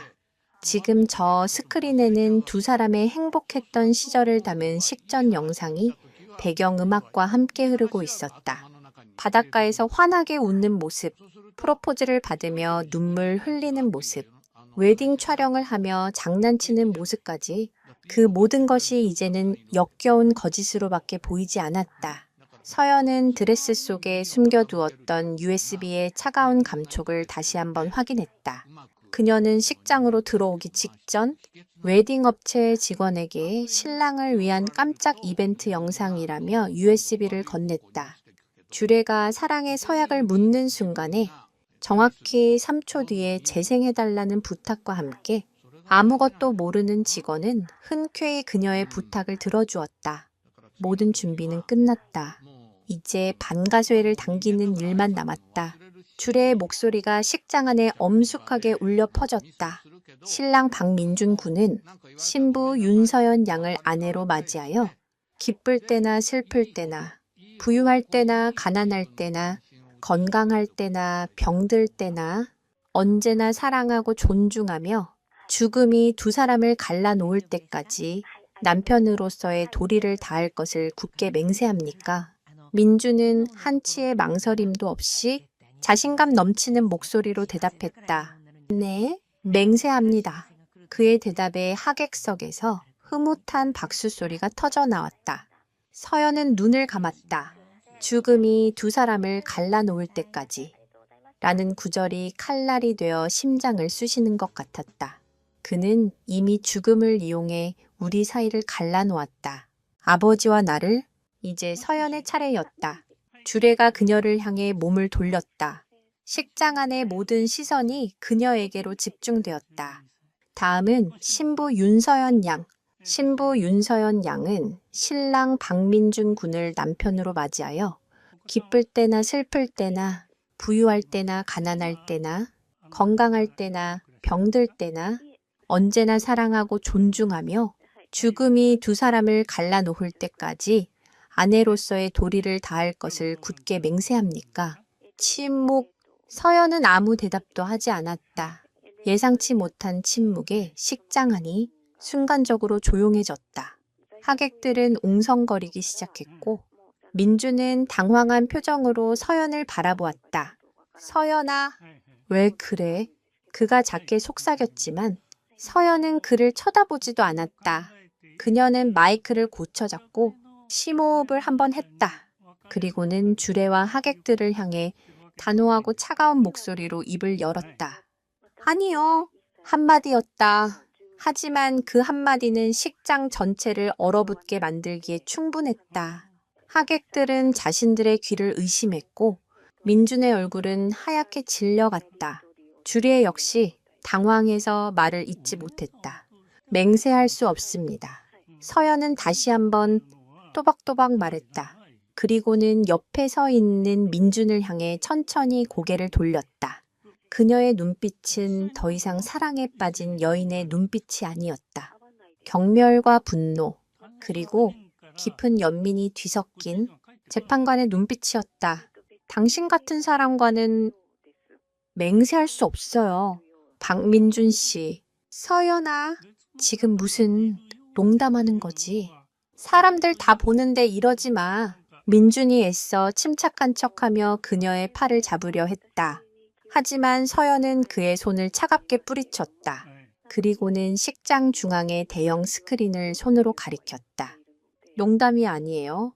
당신이 무슨 짓을 했는지 저를 포함한 여기 있는 모든 사람들이 곧 알게 될 테니까요. 당신이 그토록 원했던 당신의 가장 화려한 무대에서 말이죠. 서연의 말이 끝나기 무섭게 약속된 3초가 흘렀다. 화면을 가득 채우고 있던 두 사람의 행복한 영상이 갑자기 암전되었다. 그리고 잠시 후 어둡고 흔들리는 화면이 스크린을 가득 채웠다. 1년 전 그날 창고 처마 밑에 숨겨진 카메라가 담았던 바로 그 영상이었다. 하객들은 갑작스러운 영상 전환에 어리둥절한 표정으로 스크린을 바라보았다. 영상 속에서 민준과 서연의 아버지가 격렬하게 언쟁을 벌이는 모습이 나타나자 식장은 술렁이기 시작했다. 그리고 마침내 야산 절벽 길에서 민준이 웃으며 아버지의 등을 미는 그 결정적인 장면이 대형 스크린을 통해 식장 안의 모든 사람들에게 생생하게 중계되었다. 비명. 여기저기서 짧은 비명이 터져 나왔다. 식장은 순식간에 아수라장이 되었다. 사람들은 충격과 공포에 휩싸여 스크린과 민준의 얼굴을 번갈아 쳐다보았다. 민준의 얼굴에서는 핏기가 완전히 사라져 있었다. 그는 믿을 수 없다는 듯 스크린을 향해 고개를 저으며 중얼거렸다. 아니야. 저건 사실이 아니야. 조작된 거야. 하지만 그의 변명은 영상이 주는 압도적인 진실 앞에서 너무나도 공허하게 들렸다. 그가 쌓아 올린 모든 위선과 거짓의 성이 한순간에 무너져 내리는 순간이었다. 가장 완벽한 날, 가장 많은 축복 속에서 그는 살인자라는 끔찍한 낙인이 찍힌 채 나락으로 추락하고 있었다. 서연은 그 모습을 차갑고 무표정한 얼굴로 끝까지 지켜보았다. 스크린 속에서 서연의 아버지가 절벽 아래로 사라지는 마지막 장면이 반복해서 재생되었다. 느리게 그리고 선명하게 민준의 잔인한 미소와 너무나도 태연한 손짓이 클로즈업되자 식장안은 이제 경악을 넘어선 공포와 분노의 함성으로 가득 찼다. 하객들은 자리에서 일어나 민준을 향해 손가락질하며 저주를 퍼부었다. 살인자다. 저런 악마 같은 놈. 경찰 불러. 당장 경찰 불러. 민준의 부모님은 혼절 직전의 상태로 아들의 이름을 부르짖었고 그의 사업 파트너들은 마치 더러운 것을 본 것처럼 그에게서 슬금슬금 뒷걸음질 쳤다. 어제까지만 해도 그의 성공을 부러워하며 곁을 지켰던 사람들이 이제는 그와 엮이는 것조차 끔찍하다는 듯 경멸의 시선을 보내고 있었다. 민주는 완전히 이성을 잃은 듯했다. 그는 스크린을 향해 미친 사람처럼 소리쳤다. 아니라고. 저건 거짓말이야. 윤서연, 네가 나를 함정에 빠뜨리려고 조작한 거지. 그렇지. 그는 마지막 발악처럼 서연에게 달려들 기세였다. 하지만 그 순간 서연의 등 뒤에 서 있던 그녀의 외삼촌과 사촌 오빠들이 앞을 가로막았다. 그들은 아무 말 없이 분노로 이글거리는 눈으로 민준을 노려보았다. 건장한 남자들의 기세에 눌린 민준은 더 이상 앞으로 나아오지 못하고 그 자리에서 주저앉아 머리를 감싸쥐었다. 서연은 마이크를 다시 고쳐 잡았다. 식장의 소란이 거짓말처럼 잦아들고 모든 사람들의 시선이 다시 그녀에게로 향했다. 그녀의 목소리는 떨림 없이 오히려 얼음장처럼 차갑고 단단했다. 조작이 아니라는 건 당신 자신이 가장 잘 알 텐데요. 저 영상은 돌아가신 저희 아버지가 남기신 마지막 유산입니다. 당신의 추악한 탐욕 때문에 억울하게 돌아가신 아버지께서 하늘에서 저에게 보내주신 선물이지요. 서연은 품 안에서 아버지의 낡은 일기장을 꺼내 높이 들어 보였다. 그리고 여기 당신이 아버지를 얼마나 끈질기게 괴롭혔는지 그 모든 기록이 담겨 있습니다. 당신은 처음부터 아버지의 땅을 노리고 저에게 접근했고 아버지가 뜻대로 넘어오지 않자 결국에는 아버지를 살해하고 그 죽음을 사고로 위장했습니다. 그리고는 상속자인 저를 차지해서 모든 것을 손에 넣으려 했죠. 그녀의 말 한마디 한마디가 비수가 되어 민준의 심장에 박혔다. 그는 더 이상 변명조차 하지 못하고 넋이 나간 사람처럼 바닥만 내려다보고 있었다. 그의 완벽했던 가면이 산산조각 나고 그 안에 숨겨져 있던 탐욕스럽고 비겁한 본성이 만천에 드러났다. 당신이 꿈꿨던 화려한 미래는 바로 이런 거였나요? 내 아버지의 피눈물 위에서 내 슬픔을 발판 삼아 당신의 성공을 축하받는 것. 오늘 이 결혼식 당신에게는 성공의 정점이었겠죠. 그래서 저는 당신에게 가장 완벽한 무대를 선물하기로 결심했습니다. 당신의 모든 위선과 거짓이 당신의 성공을 축하하기 위해 모인 바로 이 사람들 앞에서 낱낱이 밝혀지는 이 무대를요. 서연의 시선이 하객들을 향했다. 여러분, 오늘 제 결혼식을 축하해주기 위해 와주셔서 진심으로 감사합니다. 비록 신랑 없는 결혼식이 되었지만 저는 오늘 제 인생에서 가장 중요한 진실을 마주했습니다. 그리고 제 아버지를 죽인 살인맥에 가장 어울리는 파멸을 선물했습니다. 부디 이 추악한 진실의 증인이 되어주시길 바랍니다. 그녀의 당당하고 결연한 태도에 하객들은 숙연해졌다. 누군가 먼저 박수를 치기 시작했고 그 박수는 곧 식장 전체로 퍼져나갔다. 그것은 결혼을 축하하는 박수가 아니라 악마의 가면을 벗겨낸 한 용감한 여성에게 보내는 지지와 격려의 박수였다. 그때 식장 뒤편에서 요란한 소리와 함께 경찰들이 들이닥쳤다. 누군가 이미 신고를 한 모양이었다. 경찰들은 상황을 파악하고 곧장 주저앉아 있는 민준에게로 향했다. 박민준 씨, 살인 및 살인 교사 혐의로 긴급 체포합니다. 당신은 묵비권을 행사할 수 있으며 변호사를 선임할 권리가 있습니다. 차가운 쇠고랑이 민준의 손목에 채워지는 순간 그는 비로소 현실을 깨달은 듯 발악하기 시작했다. 잡아요, 에이. 이거 놔. 난 아니야. 윤서연, 내가 너를 가만두지 않을 거야. 절대 용서 못해. 그의 추악한 절규가 식장 안에 울려 퍼졌지만 그 누구도 그를 동정하지 않았다. 그는 경찰들에게 질질 끌려나가며 끝까지 서연을 향해 악에 바친 저주를 퍼부었다. 그 모습은 너무나도 처참하고 비굴해서 서연은 오히려 연민의 감정마저 느꼈다. 민준이 끌려나가고 식장 안에는 어색한 침묵만이 남았다. 모든 것이 끝났다. 길고 길었던 복수가 마침내 막을 내렸다. 서연은 온몸에 힘이 빠져나가는 것을 느끼며 휘청거렸다. 그런 그녀를 외삼촌과 친척들이 다가와 부축했다. 서연아, 잘했다. 정말 잘했어. 하늘에 있는 내 아비도 기뻐할 게다. 따뜻한 위로의 말에 서연은 그제야 참고 있던 눈물을 터뜨렸다. 하지만 그것은 슬픔의 눈물이 아니었다. 억울하게 돌아가신 아버지의 한을 풀어드렸다는 안도감과 모든 것을 제자리로 돌려놓았다는 후련함의 눈물이었다. 폐허처럼 변해버린 화려한 결혼식장. 그 한가운데 서서 서연은 비로소 과거의 아픔을 씻어내고 새로운 삶을 시작할 준비를 하고 있었다. 하지만 그녀의 진짜 가족은 어디에 있을까? 이 모든 진실을 밝힐 수 있도록 그녀를 이끌어준 충견. 백호는 지금 어디에서 그녀를 기다리고 있을까? 그녀의 이야기는 아직 끝나지 않았다. 경찰들이 들이닥치고 민준이 끌려나간 후의 결혼식장은 마치 태풍이 휩쓸고 지나간 자리 같았다. 화려했던 꽃장식과 반짝이던 샹들리에는 공허함을 더할 뿐이었고 하객들은 충격적인 사건의 여운에서 벗어나지 못한 채 삼삼오오 모여 웅성거렸다.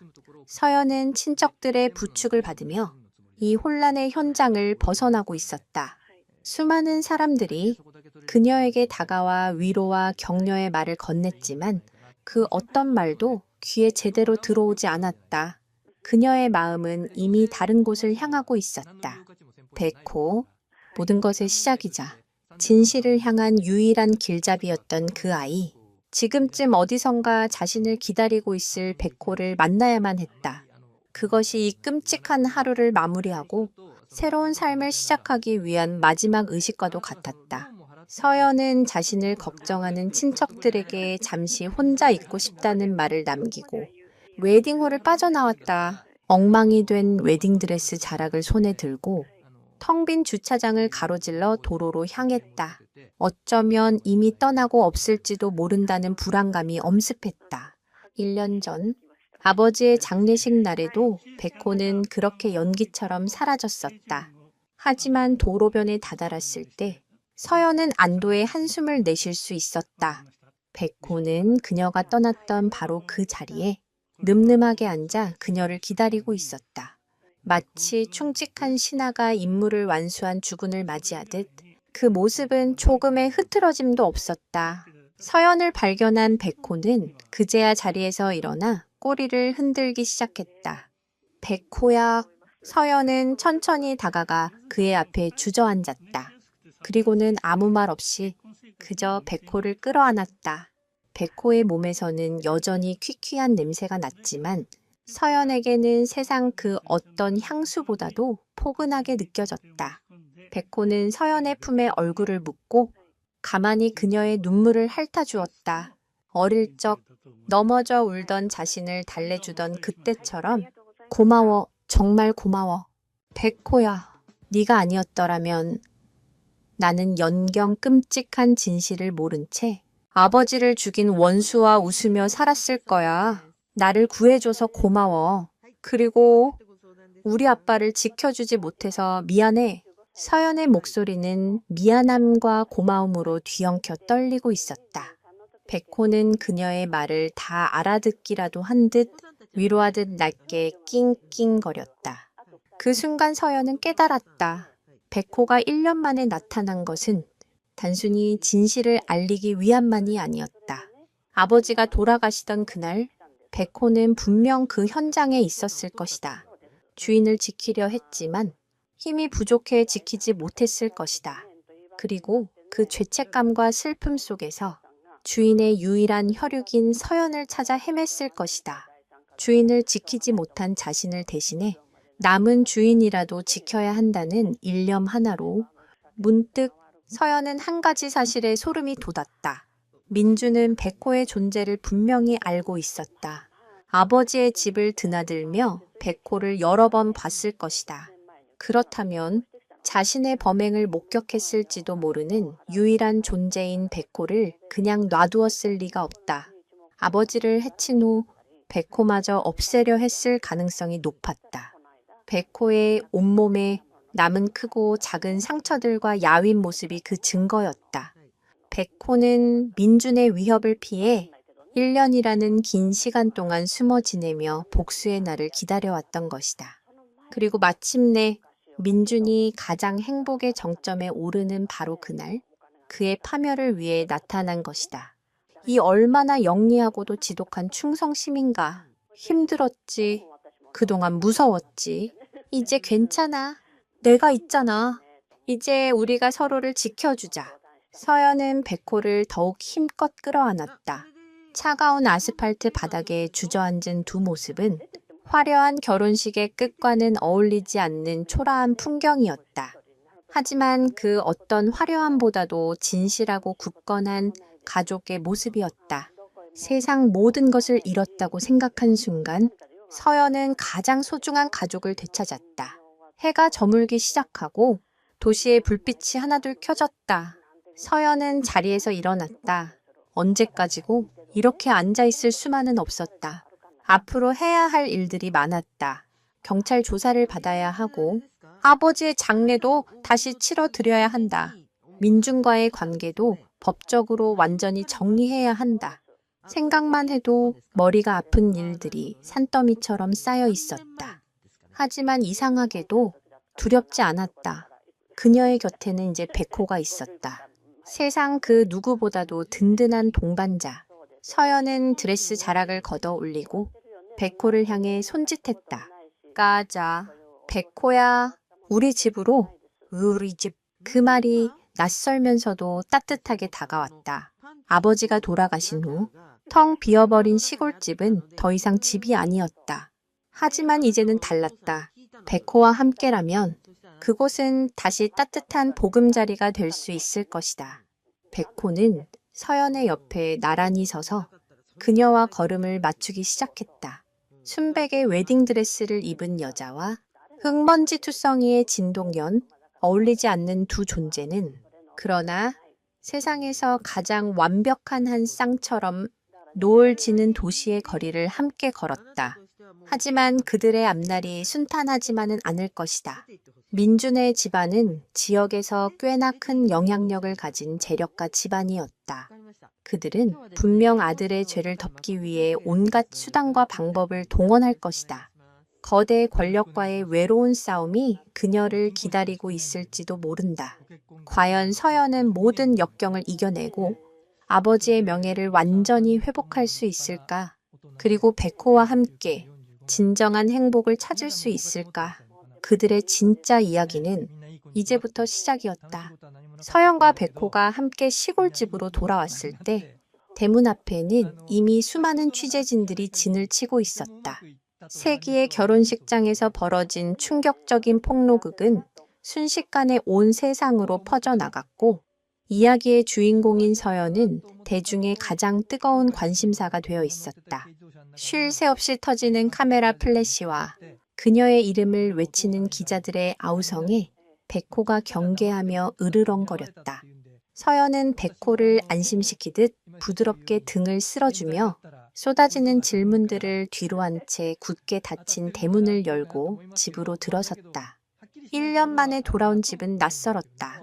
모든 것이 그대로였지만 집안을 채우던 아버지의 온기는 사라지고 차가운 정막만이 감돌았다.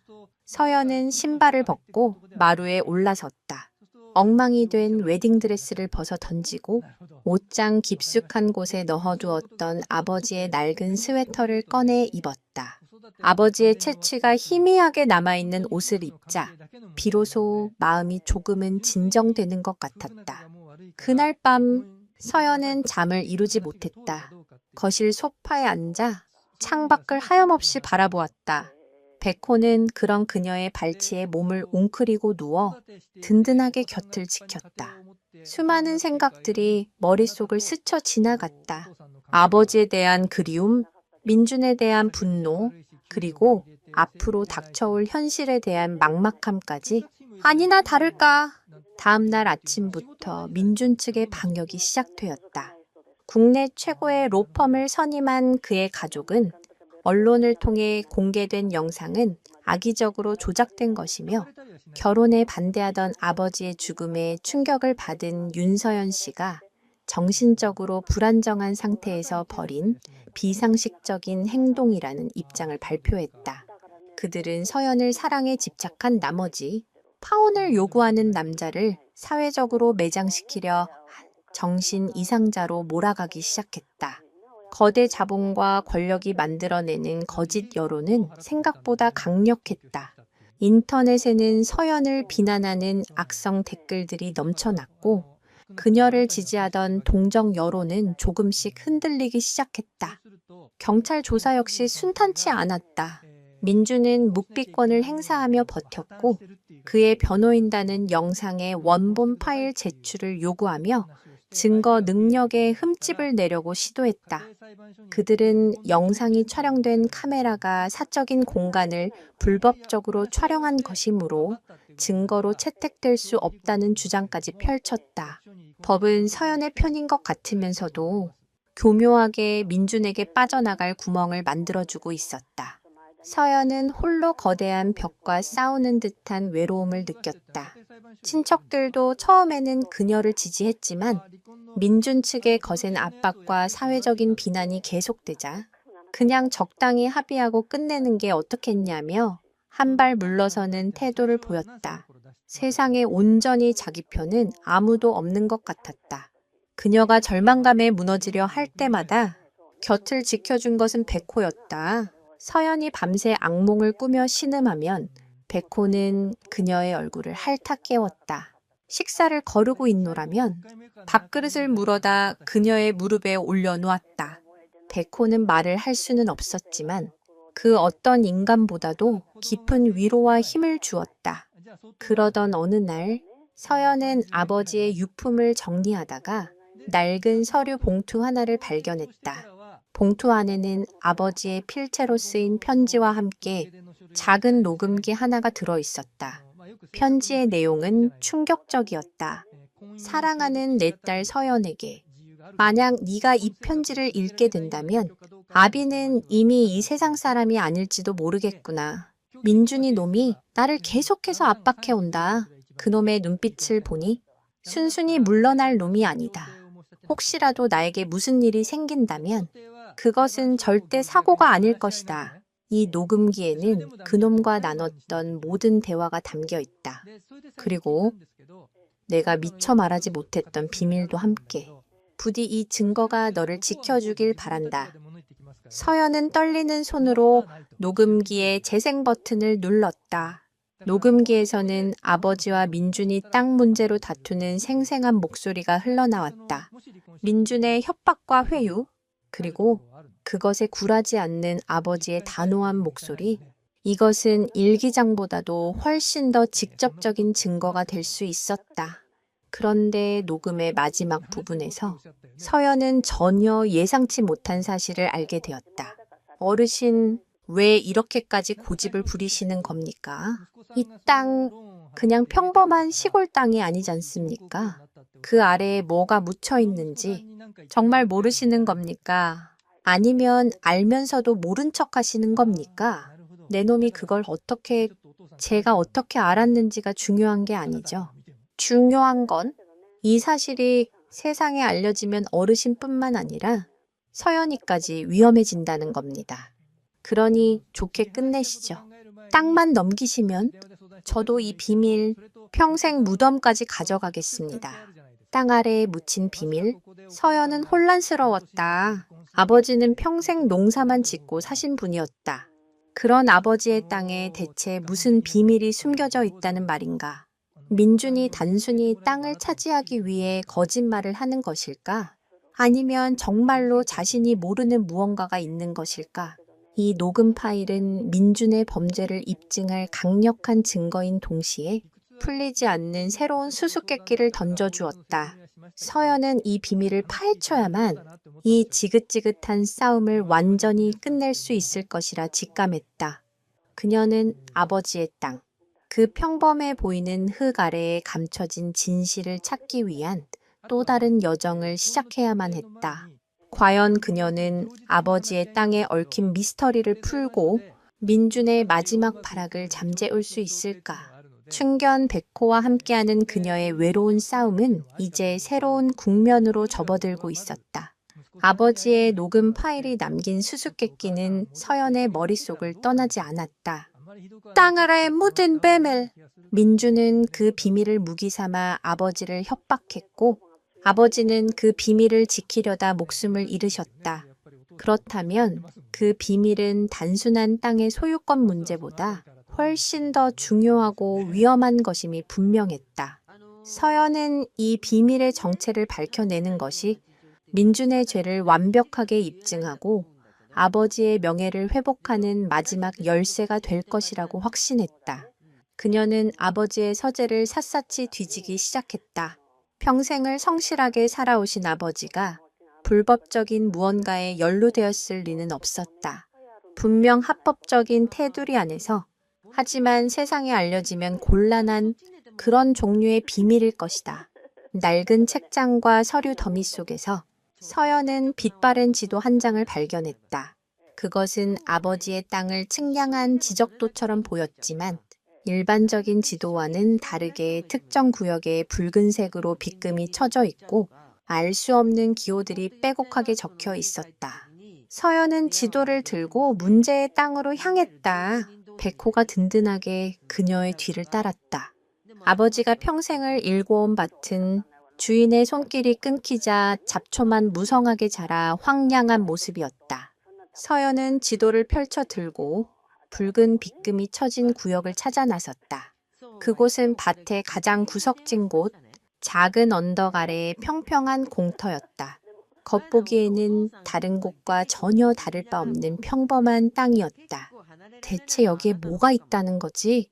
서연이 혼잣말을 하며 땅을 내려다보는 순간 백호가 갑자기 땅에 코를 박고 킁킁거리기 시작했다. 그러더니 마치 창고에서 일기장을 찾아냈을 때처럼 앞발로 미친 듯이 땅을 파헤치기 시작했다. 백호야? 또 무언가 찾은 거니? 백호의 행동에 확신을 얻은 서연은 집에서 가져온 작은 삽으로 백호가 파헤치는 곳을 함께 파 내려가기 시작했다. 흙은 단단했지만 한참을 파 내려가자 텅 하는 소리와 함께 삽 끝에 무언가 단단한 것이 부딪혔다. 서연은 조심스럽게 주변의 흙을 걷어냈다. 그러자 땅 속에서 모습을 드러낸 것은 낡고 녹슨 철제 뚜껑이었다. 지하로 통하는 비밀 통로의 입구처럼 보였다. 뚜껑은 무거웠지만 서연은 온 힘을 다해 그것을 옆으로 밀어냈다. 어둡고 축축한 공기가 훅 하고 올라왔다. 그 아래로는 컴컴한 어둠 속으로 이어지는 낡은 사다리가 놓여 있었다. 서연은 잠시 망설였다. 이 아래에 무엇이 있을지 모른다는 두려움이 엄습했다. 하지만 이대로 돌아설 수는 없었다. 그녀는 휴대폰 손전등을 켜고 조심스럽게 사다리를 밟고 아래로 내려갔다. 백호는 입구에서 걱정스러운 눈빛으로 내려가는 주인을 지켜보고 있었다. 지하 공간은 생각보다 넓었다. 천연 동굴을 개조해서 만든 비밀 벙커 같은 곳이었다. 내부에는 오랫동안 사람의 손길이 닿지 않은 듯 먼지가 자욱했고 여기저기 낡은 상자들이 쌓여 있었다. 서연은 손전등으로 주변을 비추며 안으로 들어갔다. 그리고 한쪽 벽면에 기대어 놓인 거대한 나무 괴짝들을 발견했다.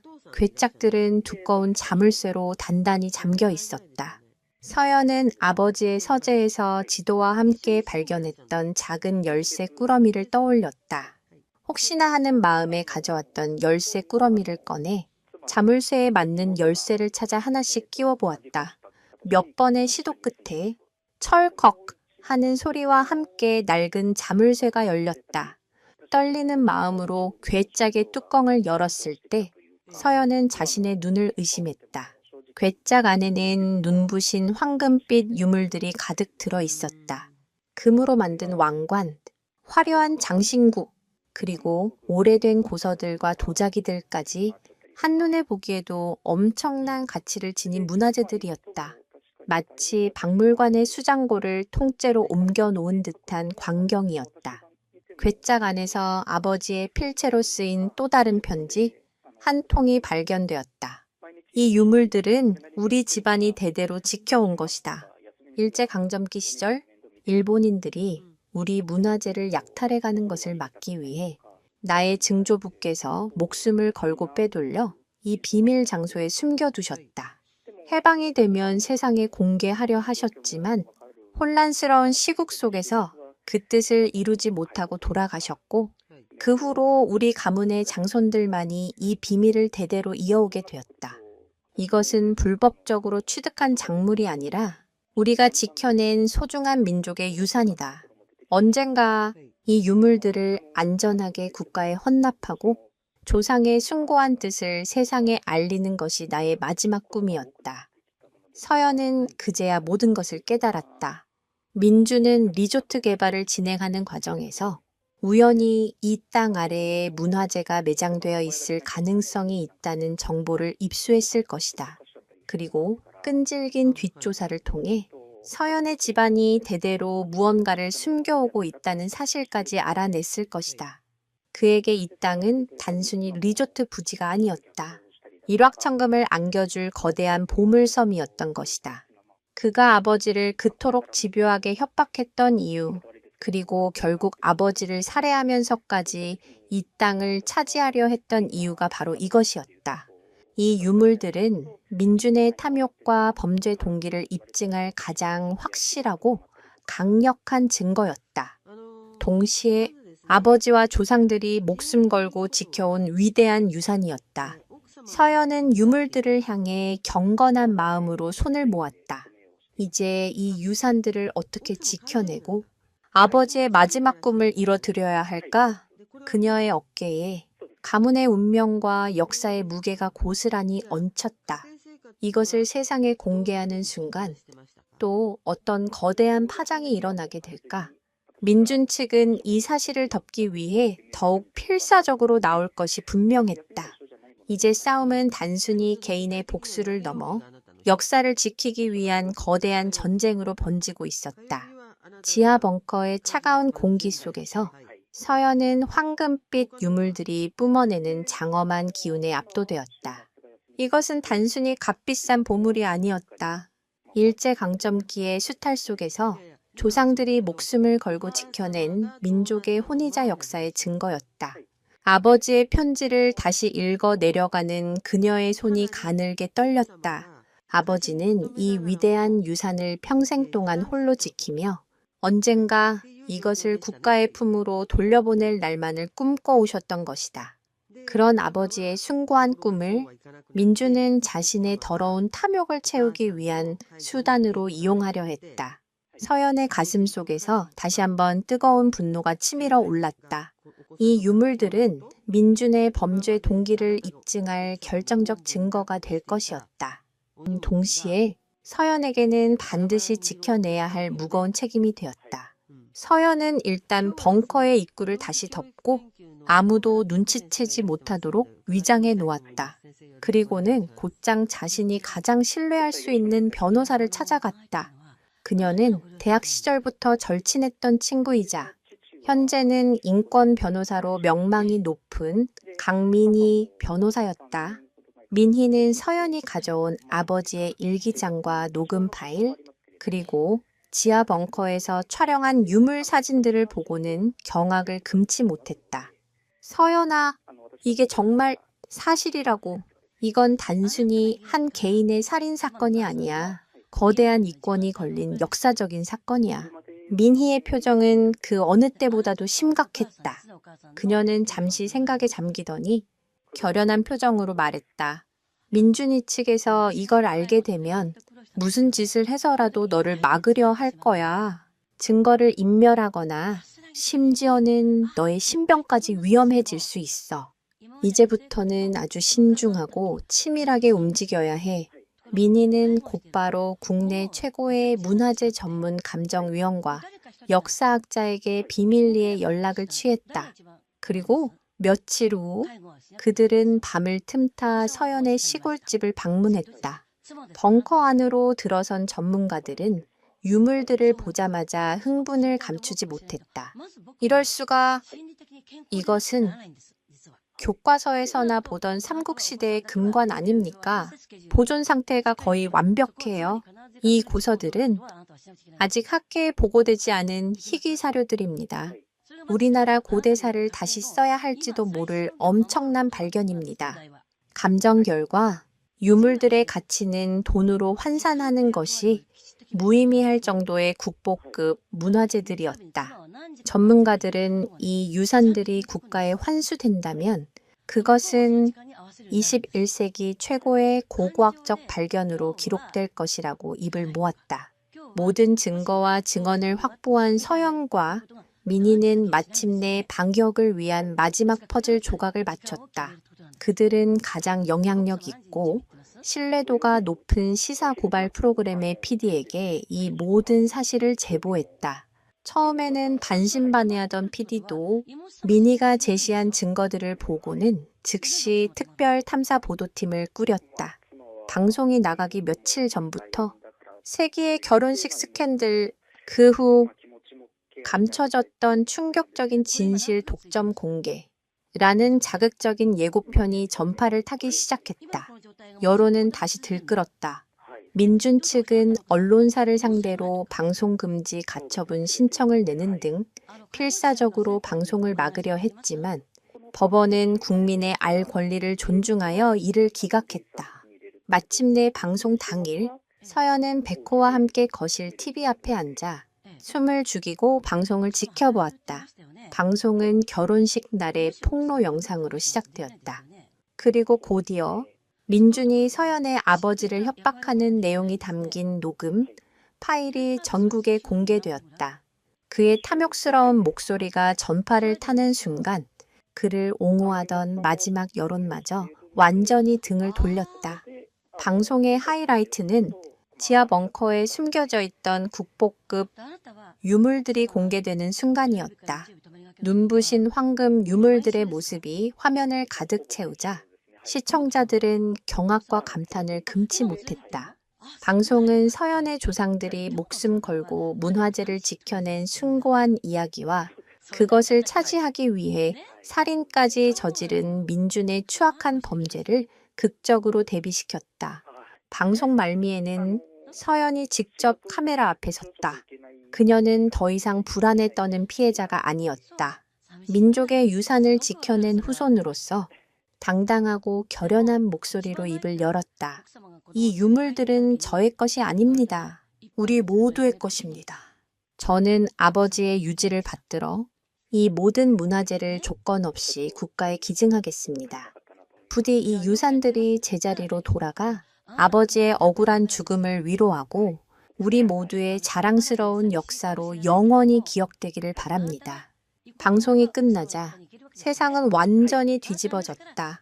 인터넷과 SNS는 서연을 나라를 구한 영웅으로 칭송하는 글들로 도배되었고 민준과 그의 가족은 민족의 반역자라는 비난을 받으며 사회적으로 완전히 매장당했다. 경찰은 재수사에 착수했고 방송에 공개된 증거들을 토대로 민준에 대한 구속영장을 발부했다. 더 이상 그 어떤 변호인단도 그 어떤 권력도 그를 보호해 줄 수 없었다. 며칠 후 서연은 백호와 함께 아버지의 산소를 찾았다. 그녀는 봉분 앞에 국화꽃 한 다발을 내려놓고 조용히 입을 열었다. 아빠, 이제 다 끝났어요. 아빠가 평생 지켜오신 소중한 유산. 이제 온 국민이 함께 지켜줄 거예요. 그리고 아빠의 억울함도 제가 다 풀어드렸어요. 하늘에서 편히 쉬세요. 그때 등 뒤에서 부드러운 바람이 불어와 그녀의 머리카락을 쓰다듬었다. 마치 아버지가 고생했다. 내 딸이라고 위로해주는 것만 같았다. 서연은 참았던 눈물을 흘렸다. 길고 외로웠던 싸움이 비로소 끝나는 순간이었다. 하지만 그녀와 백호의 이야기는 정말 이대로 행복하게 끝날 수 있을까? 모든 것을 잃은 민준이 이대로 순순히 죗값을 치를까? 마지막까지 긴장의 끈을 놓을 수 없는 운명의 장난이 그녀를 기다리고 있을지도 모른다. 모든 진실이 밝혀지고 민준이 구속된 후 서연의 삶은 표면적으로 평온을 되찾는 듯했다. 국보급 문화재를 국가에 기증한 그녀의 이야기는 미담이 되어 널리 퍼졌고 정부는 그녀에게 감사패를 수여하며 그 숭고한 뜻을 기렸다. 그녀는 더 이상 비운의 신부가 아닌 역사를 지킨 영웅으로 불렸다. 쏟아지는 언론의 인터뷰 요청과 간견 제의를 정중히 거절한 채 서연은 백호와 함께 시골집에서 조용한 시간을 보냈다. 아버지의 유품을 정리하고 황폐해진 밭을 다시 가꾸며 과거의 상처를 천천히 치유해 나갔다. 백호는 그런 그녀의 곁을 한시도 떠나지 않았다. 서연이 밭에서 땀 흘려 일할 때면 그늘에 누워 그녀를 지켜보았고 서연이 마루에 앉아 책을 읽을 때면 조용히 무릎을 베고 잠이 들었다. 두 존재는 이제 서로에게 없어서는 안 될 세상에 단 하나뿐인 가족이었다. 가끔씩 친구인 미니 변호사가 찾아와 재판 진행 상황을 알려주는 것이 세상과 소통하는 유일한 창구였다. 민준의 재판은 세간의 엄청난 관심 속에서 진행되었다. 그는 법정에서도 끝까지 자신의 혐의를 부인하며 모든 것이 서연이 꾸며낸 음모라고 주장했다. 하지만 그의 발악은 너무나도 초라했다. 서연이 제출한 영상, 녹취록, 일기장, 그리고 국보급 문화재라는 명백한 범행 동기까지 모든 증거가 그를 범인으로 지목하고 있었다. 그의 편에 서줄 사람은 이제 아무도 없었다. 1심 재판에서 재판부는 민준에게 무기징역을 선고했다. 탐욕에 눈이 멀어 존속을 살해하고 반성의 기미조차 보이지 않는다는 것이 양형의 이유였다. 법정에서 판결이 내려지는 순간 방청석에서는 박수가 터져 나왔다. 서연은 민희의 손을 잡고 조용히 눈물을 흘렸다. 드디어 법의 이름으로 아버지의 억울함이 공식적으로 인정받는 순간이었다. 하지만 민주는 판결에 불복하고 즉시 항소했다. 그의 눈빛은 여전히 분노와 증오로 이글거리고 있었다. 서연은 그의 마지막 발악이 길고 지루한 법정 싸움으로 이어질 것이라 예상했지만 전혀 생각지도 못한 방식으로 그녀의 삶을 다시 위협해올 줄은 꿈에도 몰랐다. 어느 비 오는 늦은 밤이었다. 서연은 거실에서 책을 읽고 있었고 백호는 벽난로 앞에서 곤히 잠들어 있었다. 갑자기 곤히 잠들어 있던 백호가 벌떡 일어나더니 창밖을 향해 맹렬하게 짖기 시작했다. 온몸에 털을 곤두쓰고 이빨을 드러낸 모습은 평소와는 다른 극도의 경계심을 드러내고 있었다. 백호야, 왜 그래? 서연이 창밖을 내다보았지만 칠흑 같은 어둠과 쏟아지는 빗줄기 외에는 아무것도 보이지 않았다. 하지만 백호는 짖기를 멈추지 않았다. 마치 집 주변에 침입자가 있다는 듯 현관문을 향해 으르렁거리며 서성였다. 그 순간 공! 치 하는 소리와 함께 집의 전기가 모두 나가버렸다. 칠흑 같은 어둠 속에서 서연은 공포에 휩싸였다. 단순한 정전이 아니었다. 누군가 의도적으로 차단기를 내린 것이 분명했다. 누구, 누구세요? 서연의 떨리는 목소리가 어둠 속으로 흩어졌다. 대답 대신 현관문 손잡이가 철컥하고 격렬하게 흔들리는 소리가 들려왔다. 누군가 밖에서 문을 열려고 하고 있었다. 서연은 급하게 휴대폰을 찾아 112에 신고하려 했지만 당황한 나머지 손에서 휴대폰을 놓쳐 소파 밑으로 떨어뜨리고 말았다. 백호는 미친 듯이 짖으며 현관문으로 달려가 문을 몸으로 막아섰다. 밖에서는 문을 부수려는 듯 콩콩 다 하는 둔탁한 소리가 계속해서 들려왔다. 이대로 있다가는 문이 부서지고 침입자가 들어오는 것은 시간 문제였다. 서연은 공포에 떠는 와중에도 정신을 차리고 뒷문으로 빠져나갈 생각을 했다. 그녀는 백호를 불렀다. 백호야, 이리 와. 어서. 하지만 백호는 움직이지 않았다. 오히려 서연을 한번 돌아보고는 더욱 결연한 표정으로 현관문을 지키고 섰다. 그 눈빛은 마치 주인님, 어서 피하세요. 여기는 제가 맡겠습니다. 라고 말하는 것 같았다. 주인을 지키기 위해 자신의 목숨을 버릴 각오가 되어 있는 충견의 모습이었다. 쾅 하는 굉음과 함께 마침내 낡은 현관문이 부서져 나갔다. 빗줄기와 함께 검은 복면을 쓴 거구의 남자 2명이 집 안으로 들이닥쳤다. 그들의 손에는 흉악한 소의 파이프가 들려 있었다. 백호야, 안 돼. 서연의 비명이 터져 나오는 순간 백호는 한치의 망설임도 없이 괴한들을 향해 몸을 날렸다. 칠흑 같은 어둠 속에서 맹수의 포효와도 같은 백호의 울음소리와 괴한들의 다급한 비명, 그리고 둔탁한 가격음이 뒤섞여 아수라장이 되었다. 서연은 그 틈을 타 뒷문으로 달려나갔다. 쏟아지는 비를 맞으며 그녀는 필사적으로 이웃집을 향해 뛰었다. 뒤에서는 여전히 백호의 처절한 싸움 소리가 들려왔다. 그녀는 울면서 소리쳤다. 살려주세요. 제발 누구 없어요. 과연 백호는 무사할 수 있을까? 그리고 이 괴한들의 정체는 무엇일까? 모든 것을 잃은 민준이 감옥 안에서 사주한 마지막 복수일까? 서연의 삶에 드리워진 마지막 위기. 그녀는 이 끔찍한 밤을 무사히 넘기고 진정한 평화를 찾을 수 있을까? 쏟아지는 빗속을 미친 듯이 달려 서연은 가장 가까운 이웃집 대문을 두드렸다. 갑작스러운 소란에 놀라 잠에서 깬 이웃집 할아버지가 문을 열었고 비에 흠뻑 젖어 공포에 떨고 있는 서연의 모습에 기겁하며 그녀를 안으로 들였다. 서연은 횡설수설하며 경찰에 신고해달라고 부탁했다. 상황의 심각성을 깨달은 할아버지가 다급하게 수화기를 들었을 때 멀리서 경찰차의 사이렌 소리가 울려 퍼지기 시작했다. 아마도 소란을 들은 다른 이웃이 먼저 신고를 한 모양이었다. 사이렌 소리가 가까워지자 서연은 다시 빗속으로 뛰쳐나갔다. 백호 걱정에 단 한순간도 가만히 있을 수가 없었다. 경찰차 2대가 그녀의 집 앞에 멈춰섰고 경찰들이 뛰쳐나와 집 안으로 진입했다. 서연은 두려움에 떨며 그저 집 앞마당에 주저앉아 결과를 기다릴 뿐이었다. 잠시 후 경찰들이 집 안에서 나왔다.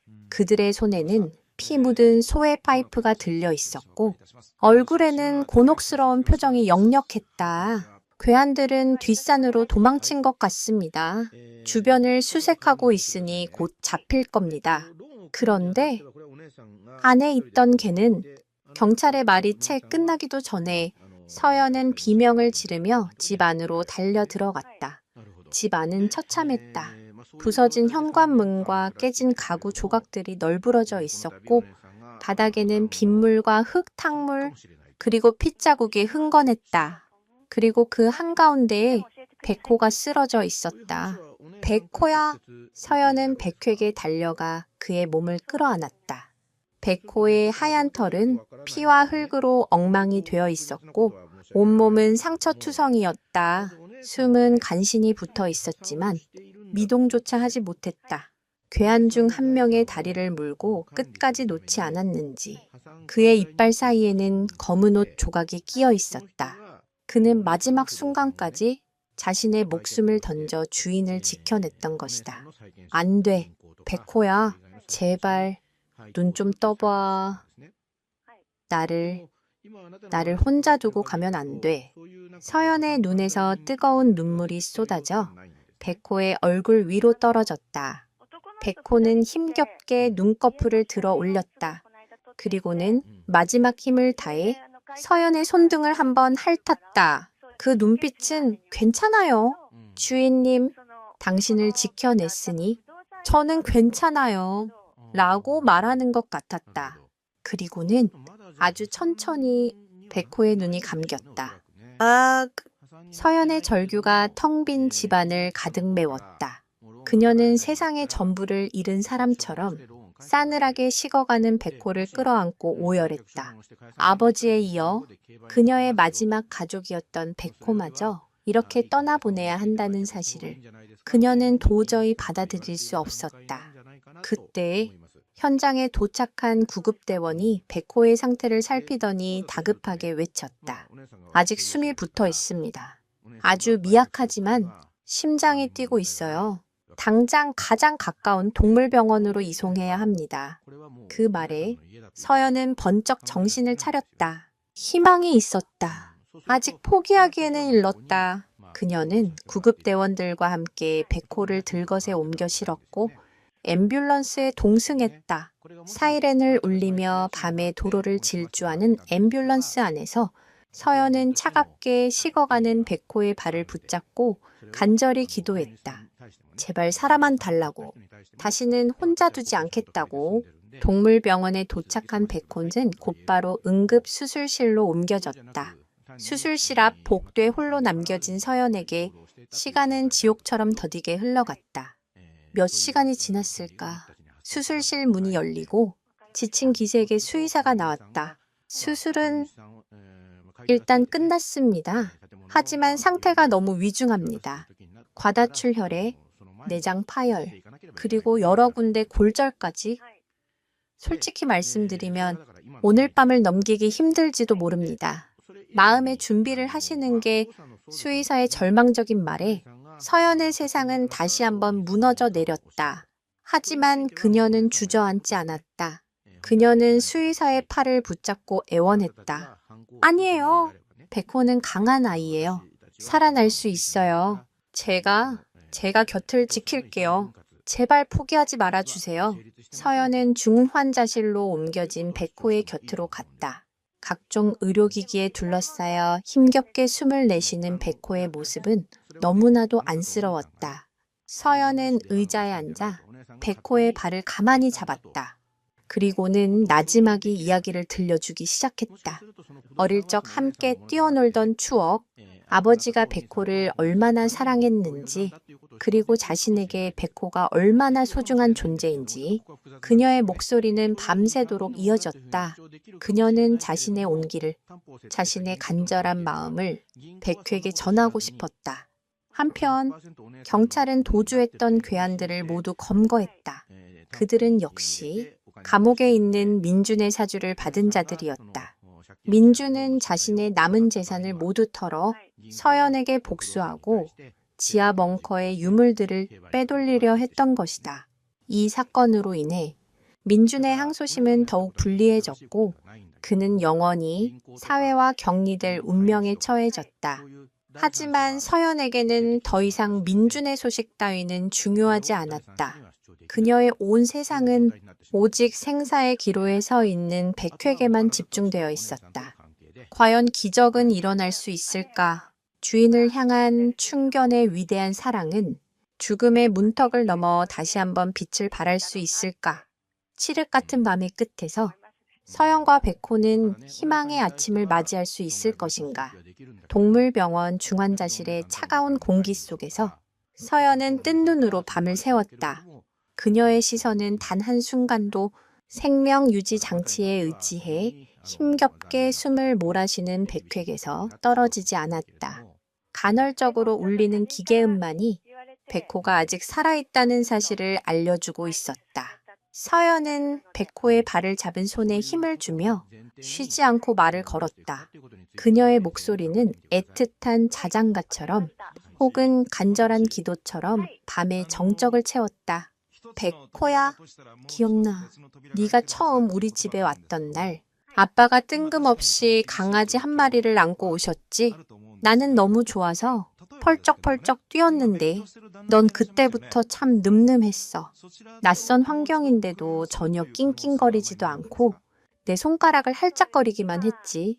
그녀는 백호와 함께했던 소소한 일상들을 하나하나 꺼내어 들려주었다. 함께 산책하던 오솔길의 흙냄새, 여름날 시원한 냇가에서 함께 물장구를 치던 기억, 겨울밤 따뜻한 벽난로 앞에서 서로의 온기를 나누던 순간들, 그 모든 추억들이 이제는 다시 돌아올 수 없는 꿈처럼 아득하게 느껴졌다.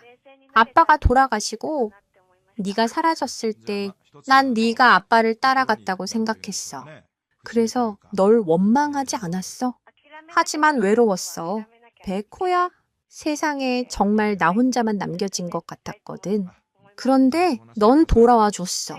가장 중요할 때 나를 구하러 와줬어. 넌 나에게 그냥 개가 아니야. 아빠가 남겨주신 마지막 선물이고 내 유일한 가족이야. 그러니까 제발 나를 또 혼자 두지 마. 서연의 목소리는 점점 울음에 젖어들었다. 그녀의 눈물이 백호의 하얀 발등 위로 뚝뚝 떨어졌다. 밤은 깊어지고 백호의 상태는 나아질 기미를 보이지 않았다. 모니터에 표시된 심박수는 점점 약해지고 있었고 수의사는 몇 번이나 들어와 고개를 저으며 나갔다. 절망의 그림자가 서연의 마음을 무겁게 짓눌렀다. 동이 트기 시작할 무렵 마침내 모니터에서 날카로운 경고음이 울리기 시작했다. 백호의 심박수가 위험 수위 아래로 떨어진 것이다. 수의사와 간호사들이 급하게 달려와 심폐소생술을 시작했다. 서연은 차마 그 광경을 보지 못하고 복도로 나와 주저앉아 귀를 막았다. 제발, 제발. 그녀의 입에서는 그 말밖에 나오지 않았다. 시간이 얼마나 흘렀을까. 중환자실 안에 소란이 멈추고 문이 열렸다. 모든 것을 체념한 표정의 수의사가 그녀에게 다가왔다. 유감입니다. 저희도 최선을 다했지만 그 순간이었다. 서연의 등 뒤에서 너무나도 희미하지만 분명한 소리가 들려왔다. 갱. 서연은 자신의 귀를 의심했다. 그녀가 천천히 고개를 돌리자 수의사의 얼굴이 경악으로 물들고 있었다. 수의사는 말을 잇지 못하고 손가락으로 서연의 등 뒤 중환자실 안을 가리켰다. 서연이 떨리는 시선으로 중환자실 안을 바라보았다. 그곳에는 믿을 수 없는 광경이 펼쳐지고 있었다. 죽음의 문턱까지 갔던 백호가 아주 조금씩 꼬리를 움직이고 있었다. 그리고는 힘겹게 고개를 들어 서연을 바라보고 있었다. 그 눈빛은 흐릿했지만 분명 나 여기 있어요. 주인님이라고 말하고 있었다. 기적이었다. 그 어떤 의학적인 설명으로도 불가능한 생명의 신비, 주인을 향한 충견의 위대한 사랑과 주인의 간절한 기도가 만들어낸 기적이었다. 백호야. 서연은 울면서 백호에게 달려갔다. 백호는 다시 한번 힘겹게 꼬리를 흔들었다. 그 작은 움직임이 서연에게는 세상 그 어떤 것보다도 큰 위로와 희망을 주었다. 그날 이후 백호의 상태는 놀라울 정도로 빠르게 회복되기 시작했다. 며칠 후에는 스스로 물을 마시기 시작했고 일주일이 지나자 절뚝거리면서도 자리에서 일어났다. 수의사는 이런 경우는 처음 본다며 혀를 내둘렀다. 백호를 살린 것은 현대의학이 아니라 서연과 백호 사이에 존재하는 그 강렬한 유대감이었을 것이다. 2달 후 백호는 마침내 퇴원했다. 왼쪽 뒷다리를 조금 저는 것 외에는 예전의 늠름한 모습을 거의 되찾았다. 서연은 백호와 함께 모든 끔찍한 기억이 서려 있는 시골집을 떠나 새로운 보금자리로 이사했다. 바다가 보이는 작은 마을의 아담한 집이었다. 모든 폭풍이 지나갔다. 서연은 아버지의 유지를 받들어 국가에서 받은 포상금 일부를 유기견 보호단체에 기부했다. 그리고 남은 돈으로 백호와 함께 평화롭고 소박한 삶을 시작했다. 그녀는 더 이상 과거의 상처에 얽매이지 않았다. 그녀의 곁에는 세상 무엇과도 바꿀 수 없는 소중한 가족, 백호가 있었기 때문이다. 어느 맑은 날 오후, 서연은 백호와 함께 해변을 산책하고 있었다. 백호는 절뚝거리면서도 신나게 파도를 향해 달려가며 멍멍 짖었다.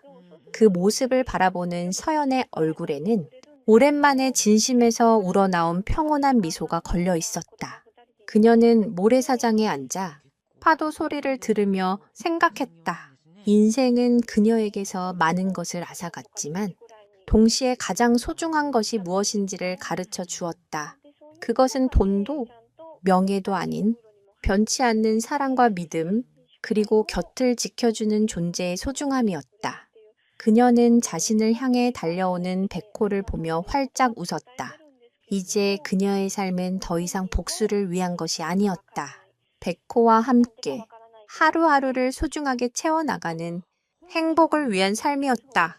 두 존재는 서로의 상처를 보듬어주며 그렇게 영원히 함께할 것이다. 오늘 이야기는 어떠셨나요? 한낱 동물이라고만 생각했던 진도견의 놀라운 충성심과 사랑, 그리고 한 여인의 용기 있는 복수극은 우리에게 많은 것을 생각하게 합니다. 우리가 잊고 지냈던 진정한 가족의 의미와 역경 속에서도 희망을 잃지 않는 강인한 생명력에 대해 다시 한번 되돌아보는 계기가 되었으면 합니다.